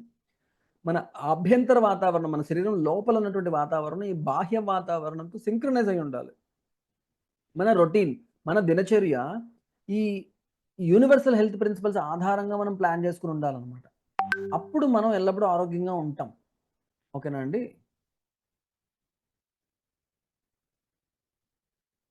ఓకే. ఈ సర్కేడియన్ రిథమ్ అంటే ఏంటంటే మన బాడీలో ఒక క్లాక్ ఉంది, ఒక గడియారం ఉంది. ఈ గడియారాన్ని యూనో ఇది ఎలాంటి గడియారం అంటే, ఇంతకు ముందు మీకు ఎప్పుడైనా గుర్తుందా? మీ చిన్నప్పుడు కీ ఇచ్చుకునే గడియారాలు ఉండేవి. బ్యాటరీ కాకుండా కీ ఇచ్చేవాళ్ళం. అలా కీ ఇచ్చే గడియారం లాంటి క్లాక్ అన్నమాట ఈ మన లోపల ఉన్నటువంటి బయోలాజికల్ క్లాక్. కీ ఇస్తేనే మళ్ళా గడియారం తిరుగుతుంది కదా, అలా అన్నమాట. ఈ 24 గంటలు అయ్యేసరికి ఆగిపోతుంది గడియారం. మళ్ళీ దాన్ని రీసెట్ చేయాలి, మళ్ళీ కీ ఇవ్వాలి. అలాంటి కీల్నే క్యూలు అంటారు. క్యూల్ని జెట్ గిబ్బర్స్ అని కూడా అంటారు. ఏంటి ఆ క్యూస్? పొద్దున్న లేవగానే కళ్ళు తెరవగానే లైట్ కంట్లోకి వెళ్ళింది అనుకోండి, అదొక క్యూ. లేదా ఆహారం తినడం ఒక క్యూ, నిద్రపోవడం ఒక క్యూ, అందరితో కలిసి పనిచేయడం ఒక క్యూ, బయట బాహ్య వాతావరణంలో టెంపరేచరు, ఋతువులు, మనం చేసే శారీరక శ్రమ, ఇవన్నీ క్యూలు అనమాట. వీటి ఆధారంగా శరీరం ఓహో ఇప్పుడు ఇది చేస్తున్నాడంటే నెక్స్ట్ ఇది చేస్తాడు, నెక్స్ట్ ఇది చేస్తాడు, నెక్స్ట్ ఇది చేస్తాడు. ఇప్పుడు లేచాడు అంటే ఇంకొక కాసేపట్లో వ్యాయామం చేస్తాడు, కాసేపట్లో స్నానం చేస్తాడు, కాసేపట్లో పూజ చేస్తాడు, ఆ తర్వాత అన్నం తింటాడు. ఇలా అవన్నీ ముందే ప్లాన్ చేసుకుని ఆ టైంలో మీరు చేసే పనికి ఏది అవసరమో అది శరీరంలో తయారు చేసుకునే ప్రయత్నం చేస్తుంది శరీరం. సపోజ్ మీరు లేటుగా లేచారు, అప్పుడు లేటుగా లేస్తే అదేమనుకుంటుంది, ఇప్పుడే లేచాడు కాబట్టి మామూలుగా ఎప్పటిలాగా ఓ 2 గంటల తర్వాత బ్రేక్ఫాస్ట్ చేస్తాడు అనుకుంటుంది. మీరు లేచి వెంటనే పళ్ళు తోమేసుకొని బ్రేక్ఫాస్ట్ చేసేసారు. అప్పుడు మళ్ళీ ఓహోహో ఇప్పుడు తిన్నాడు అంటే, అయ్యో సమయానికి నేను ఎంజైమ్స్ ప్రొడ్యూస్ చేయలేదు, ఇప్పుడు తిన్నాడు మళ్ళీ 3 గంటల తర్వాత తింటాడు, సో అప్పటికైనా ఎంజైమ్స్ తయారు చేద్దాం అని మళ్ళీ అడ్జస్ట్ చేసుకుంటుంది. లేదు మీరు నిద్రపోయారు, ఇప్పుడు నిద్రపోయారంటే మళ్ళీ ఒక 6 గంటల తర్వాత లేస్తాడు అనుకుని దాని ప్రకారం అన్ని అడ్జస్ట్ చేసుకుంటుంది అనమాట. మీరు ఎప్పుడో లేట్గా నిద్రపోయి మళ్ళీ పొద్దున్నే లేచిపోయారు అనుకోండి, అప్పుడు దానికి ఏమనిపిస్తుంది అనమాట, మళ్ళీ దాని ప్రకారంగా సెట్ చేసుకుంటుంది. ఇలా క్లాక్ని ఎప్పటికప్పుడు సెట్ చేసుకుంటూ ఉంటుంది అనమాట. బట్ ఈ క్లాక్ కంటిన్యూస్గా మీరు డిస్టర్బ్ చేస్తూ పోతున్నారు అనుకోండి, లేట్గా లేస్తున్నారు, లేట్గా పడుకుంటున్నారు, టైంకి తినట్లేదు, ఇలా చేస్తూ పోతే ఏమవుతుంది అంటే ఈ క్లాక్ పూర్తిగా డిస్టర్బ్ అయిపోయి మీ సర్క్యూట్ మొత్తం పూర్తిగా డిస్టర్బ్ అయిపోయి రకరకాల జబ్బులు వస్తాయి అన్నమాట. సో అందువల్ల ఈ రిథమ్ ఏదైతే ఉందో దీన్ని కరెక్ట్గా సెట్ చేసుకోవాలంటే ఫస్ట్ థింగ్ ఏంటంటే పొద్దున్నే నిద్ర లేవాలి, బ్రాహ్మీ ముహూర్తంలో నిద్ర లేవాలి. బ్రాహ్మీ ముహూర్తంలో నిద్ర లేచిన తర్వాత ఏం చేయాలి? బ్రాహ్మీ ముహూర్తంలో నిద్ర లేచిన తర్వాత ఆ టైంలోని వాత ప్రధానమైనటువంటి సమయంలో మెదడును ఉపయోగించి చేసేటువంటి పనులన్నీ చేయాలి. ముందు ఫస్ట్ మూమెంట్స్ అన్నింటిలో వాత కంట్రోల్లో ఉంటాయి కాబట్టి ఆ టైంలో ఫ్రీ మోషన్ అయిపోతుంది. కడుపు ఖాళీ అయిపోయిన తర్వాత మైండ్ని ఉపయోగించేసేటువంటి మెడిటేషన్ కానీ, సాధనలు కానీ, లేదు అంటే సమ్ క్రియేటివ్ వర్క్స్ కానీ, లేదంటే పిల్లలు చదువుకోవడం కానీ, ఎడ్యుకేషన్ ఎగ్జామ్ ప్రిపరేషన్ ఇలాంటివన్నీ కూడా ఆ సమయంలో చేయాలి అనమాట. ఆ సమయం చాలా అతి ప్రభావవంతమైనటువంటి సమయం అనమాట. ఓకేనా? నెక్స్ట్ బ్రహ్మముహూర్తంలో నిద్ర లేచిన తర్వాత ఫస్ట్ మన శరీరాన్ని గమనించాలి, మనల్ని మనం గమనించుకోవాలి. గమనించుకుని మనం ఎట్లా ఉన్నాం, రాత్రి తిన్న జరిగిందా లేదా, శరీరం స్ట్రాంగ్గా ఉందా, వీక్గా ఉందా, ఫ్లెక్సిబుల్గా ఉందా, రిజిడ్గా ఉందా, మైండ్ ప్లెజెంట్గా ఉందా, టెన్షన్లో ఉన్నదా, ఎట్లా ఉన్నది, ఉత్సాహంగా ఉందా, డల్గా ఉందా, ఇవన్నీ మనం గమనించుకోవాలి. గమనించుకున్న తర్వాత శరీరంలో ఉన్నటువంటి మలినాల్ని బయటికి పంపించే ప్రయత్నం చేయాలి. మోషన్ క్లియర్ చేసుకోవడం, పళ్ళు తోముకోవడం, స్నానం చేయడం మాత్రమే కాకుండా ఈచ్ అండ్ ఎవ్రీ సెన్స్ ఆర్గాన్ని క్లీన్ చేసుకోవాలి. నోటిని క్లీన్ చేసుకోవాలి, ముక్కుని క్లీన్ చేసుకోవాలి, చెవుని క్లీన్ చేసుకోవాలి, కళ్ళని క్లీన్ చేసుకోవాలి, స్కిన్ని క్లీన్ చేసుకోవాలి, శరీరంలో ఉండే ప్రతి కణాన్ని క్లీన్ చేసుకోవాలి. జనరల్గా పొద్దున్న లేవగానే ఏం చేస్తాం, పేస్ట్తో పళ్ళు తోముతాం. పేస్ట్తో పళ్ళు తోమే ప్రాబ్లం ఏంటంటే ఈ పేస్టుల్లో ఈ కెమికల్స్ అన్నీ కలుపుతున్నారు. ఈవెన్ సో కాల్డ్ హెర్బల్ పేస్టుల్లో కూడా కెమికల్స్ అన్ని కలుపుతున్నారు. దేనికి కలుపుతున్నారు? ఆస్పర్టేమ్ అనేది తీయగా ఉండడానికి కలుపుతున్నారు. క్యారగిన్ అనేది పేస్ట్ మరీ నీరులాగా అయిపోకుండా కొంచెం గట్టిగా ఉండడానికి కలుపుతున్నారు. డయథనోల్ అమైన్ అనేది నురగ రావడానికి కలుపుతున్నారు. ఎఫ్డిఎన్సి బ్లూ 1 and 2 అనేది brilliant blue colour, green colour రావడానికి కలుపుతున్నారు. ఫ్లోరైడ్స్ పళ్ళు గట్టిగా ఉంటాయి అని అనుకుని కలుపుతున్నారు. ప్రొపలిన్ గ్లైకాల్ అనేది సిమెంట్ లాగా గట్టిగా అయిపోకుండా ఉండడానికి కలుపుతున్నారు. ఈ సార్బిటాల్ అనేది అగైన్ మళ్ళీ ద్రవ పదార్థం లాగా అయిపోకుండా ఉండడానికి కలుపుతున్నారు. సోడియం లారెట్ సల్ఫేట్ అనేది నురగ రావడానికి కలుపుతున్నారు. ట్రైక్లోజాన్ అనేది ఏదో క్రిములను చంపుతుందేమో అనుకుని కలుపుతున్నారు. ఇట్లా కలుపుతున్నటువంటి ఈ ఆహార ఈ కెమికల్స్ ఏవైతే ఉన్నాయో వీటి వల్ల lung cancer, kidney cancer, liver cancer, ఇంటెస్టైన్స్లో క్యాన్సర్ అండ్ బ్రెయిన్ డెవలప్మెంట్లో తేడాలు, చిన్నపిల్లలకి ఎన్నో రకాలైనటువంటి డెవలప్మెంటల్ డిజార్డర్స్, రకరకాలైనటువంటి జబ్బులు ఈ కెమికల్స్ ద్వారా వస్తాయని శాస్త్రజ్ఞులు రీసెర్చ్ చేసి నొక్కి ఒక్కడి నుంచి చెప్తున్నారు ఎన్నో సంవత్సరాల నుంచి. ఈ tricalcium phosphate, lead, nickel. Connecticut university అని అమెరికాలో ఉందండి. వాళ్ళు అద్భుతమైనటువంటి రీసెర్చ్ చేసి ఈ కెమికల్స్ ఏవైతే ఉన్నాయో ఇవి చాలా ప్రమాదకరమైనటువంటి ఇటువంటి కెమికల్స్ ఉన్నటువంటి పేస్ట్లు వాడద్దు. కనెక్టికట్ యూనివర్సిటీలో ఏం చేశారంటే చిన్నప్పుడే పేస్ట్లు మింగేసే పిల్లలు ఉంటారు కదా, వాళ్ళు అలా చేయడం వల్ల వాళ్ళకి డెవలప్మెంటల్ డిజార్డర్స్ అంటే ఫిజికల్గా మెంటల్గా డెవలప్మెంట్ చాలా స్లో అయిపోతుంది అని వాళ్ళు రీసెర్చ్ చేసి చెప్పారనమాట. ఓకే, మరి ఏం చేయాలి? ఇదివరకు ఏం చేసేవాళ్ళం మనం? చక్కగా వేప పుల్లతోటో, గానుగ పుల్లతోటో, అలాగే ఉత్తరేణి పొడితోటో, మద్ది పుల్లతోటో, ఇలాంటి వాటితో మనం చక్కగా ఈ పళ్ళు దోముకునే వాళ్ళమే, రైట్? ఇప్పుడు ఇవన్నిటిలో పుల్లలు దొరకకపోతే అట్లీస్ట్ వాటి పౌడర్స్, ఏ కెమికల్స్ లేకుండా జస్ట్ ప్యూర్ హర్బ్స్ తలక పౌడర్స్ని యాడ్ చేసి దాంతో పళ్ళు దోముకోవచ్చు అనమాట. ఓకే, సో మనం చక్కగా ఎన్నో రకాల టూత్ పౌడర్స్ని మనము తయారు చేసుకుంటాం. పతంజలిలో దొరుకుతున్నటువంటి టూత్ పౌడర్ కూడా చాలా మంచిది. దాన్ని మనం తీసుకుని మనం తయారు చేసుకుని మనం మన వర్క్షాప్లో మంచి టూత్ పౌడర్ ఎట్లా తయారు చేసుకోవాలో మీ చేత తయారు చేయిస్తాం అనమాట. మా వర్క్షాప్కి వచ్చిన వాళ్ళకి అందరూ వర్క్షాప్కి వచ్చినప్పుడు 7 రోజులు ఉంటాం కదా, అక్కడ ఏం తెచ్చుకోవాలండి అని అడుగుతారు. అడిగితే మేము ఏం చేస్తామంటే ఏం తెచ్చుకోకూడదో చెప్తాం. టూత్ బ్రష్ తెచ్చుకోవద్దండి అని చెప్తాం, ప్లాస్టిక్ టంగ్ క్లీనర్ తెచ్చుకోవద్దండి అని చెప్తాం, పేస్ట్ తెచ్చుకోవద్దు, సబ్బు తెచ్చుకోవద్దు, షాంపూ తెచ్చుకోవద్దు, సర్ఫ్ తెచ్చుకోవద్దు అని చెప్తాం. వర్క్షాప్లో ఏం చేస్తామంటే ఒక బ్యాంబూ టూత్ బ్రష్ ఇస్తాం, అలాగే టూత్ పౌడర్ పళ్ళపొడి ఇస్తాం, అలాగే ఒక చక్కటి హెయిర్ వాష్ పౌడరు, సున్నిపిండి, ఒళ్ళు స్నానానికి సున్నిపిండి, అలాగే బట్టలు ఉతుక్కోవడానికి కూడా కెమికల్స్ లేనటువంటి లిక్విడ్స్ ఇస్తామన్నమాట. వీటన్నిటితో చక్కగా పళ్ళు తోముకోవడము, స్నానం చేయడం వల్ల ఆ కెమికల్ ఫ్రీ లైఫ్ అనేది అలవాటు చేస్తామన్నమాట వర్క్షాప్లో. సో ఈ బీపీఏ ఉన్నటువంటి ఈ ప్లాస్టిక్ టూత్ బ్రష్లు వాడద్దు. అలాగే ఈ మెటల్ టంగ్ క్లీనర్స్ వాడితే మంచిది, ప్లాస్టిక్ టంగ్ క్లీనర్స్ వాడద్దు. రాగి నాలుగు బద్ద చాలా మంచిది, స్టీల్ అయినా పర్వాలేదు. మీకు అవకాశం ఉంటే వెండి నాలుగు బద్ద కొనుక్కోండి, సుమారు 800 రూపాయలు ఉండొచ్చు దాని కాస్ట్. మా చెల్లెలు అందరికీ గిఫ్ట్లు ఇస్తుంటుంది అనమాట బర్త్డేస్కి, వాటికి వెండి నాలుగు బద్ద. నానో సిల్వర్ పార్టికల్స్తో నాలుగులోకి ఎంటర్ అయితే చాలా మంచిది అనమాట ఈ ప్లాస్టిక్ కన్నా, రైట్? అలాగే నోటిని కాపాడుకోవడానికి చక్కగా పుక్కిలించడం, ఆయిల్తో పుక్కిలించడం అనేది చాలా హెల్ప్ అవుతుంది అనమాట.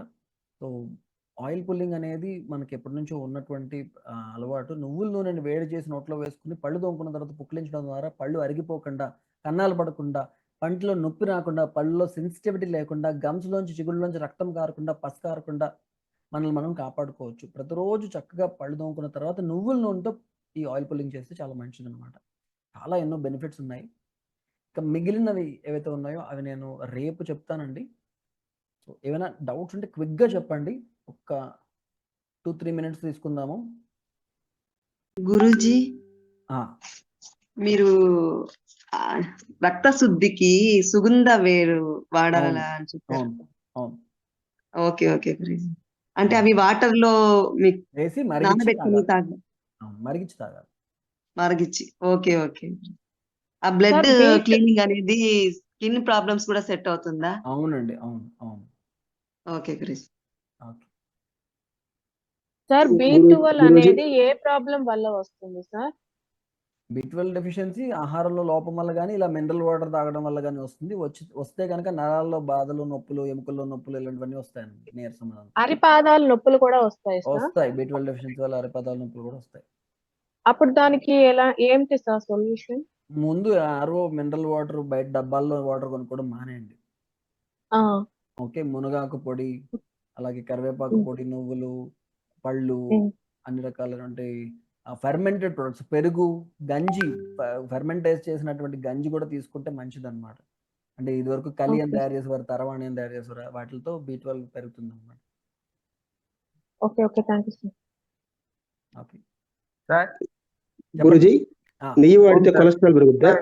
లేదండి, పెరగదు. మంచి నెయ్యి వాడితే కొలెస్ట్రాల్ పెరగదు. Thank you Guruji. Okay Guruji, ఆ, B12 మామిడి జీడిలో ఉంటది అంటారు, కరెక్టేనా అది? అమ్మజీడిలో కూడా ఉంటుంది. అంటే అది ఎలా తీసుకోవడం? ఎండబెట్టి పౌడర్ చేయాలి. చాలా మంది ఎండబెట్టి పౌడర్ చేసి తీసుకుంటారు, అది కూడా మంచి పద్ధతే.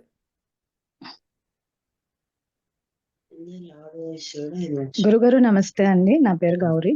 నమస్తే అమ్మా, సార్, మంచినీటికి సంబంధించి 2 సందేహాలు సార్. చెప్పండి. ఒకటి, ఇప్పుడు మంచినీటిని మనం ఎంత టెంపరేచర్ వరకు వేడి చేయాలి? అంటే బాగా ఎక్కువ నురగలు వచ్చేదాకా, టెంపరేచర్ లో బుడగలు వచ్చేదాకా. బుడగలు వచ్చేది. నెక్స్ట్, కాపర్ బౌల్ లో నీటిని వేడి చేసి దాన్ని స్టోర్ చేయొచ్చు అన్నారు కదా చేయొచ్చు గురూజీ.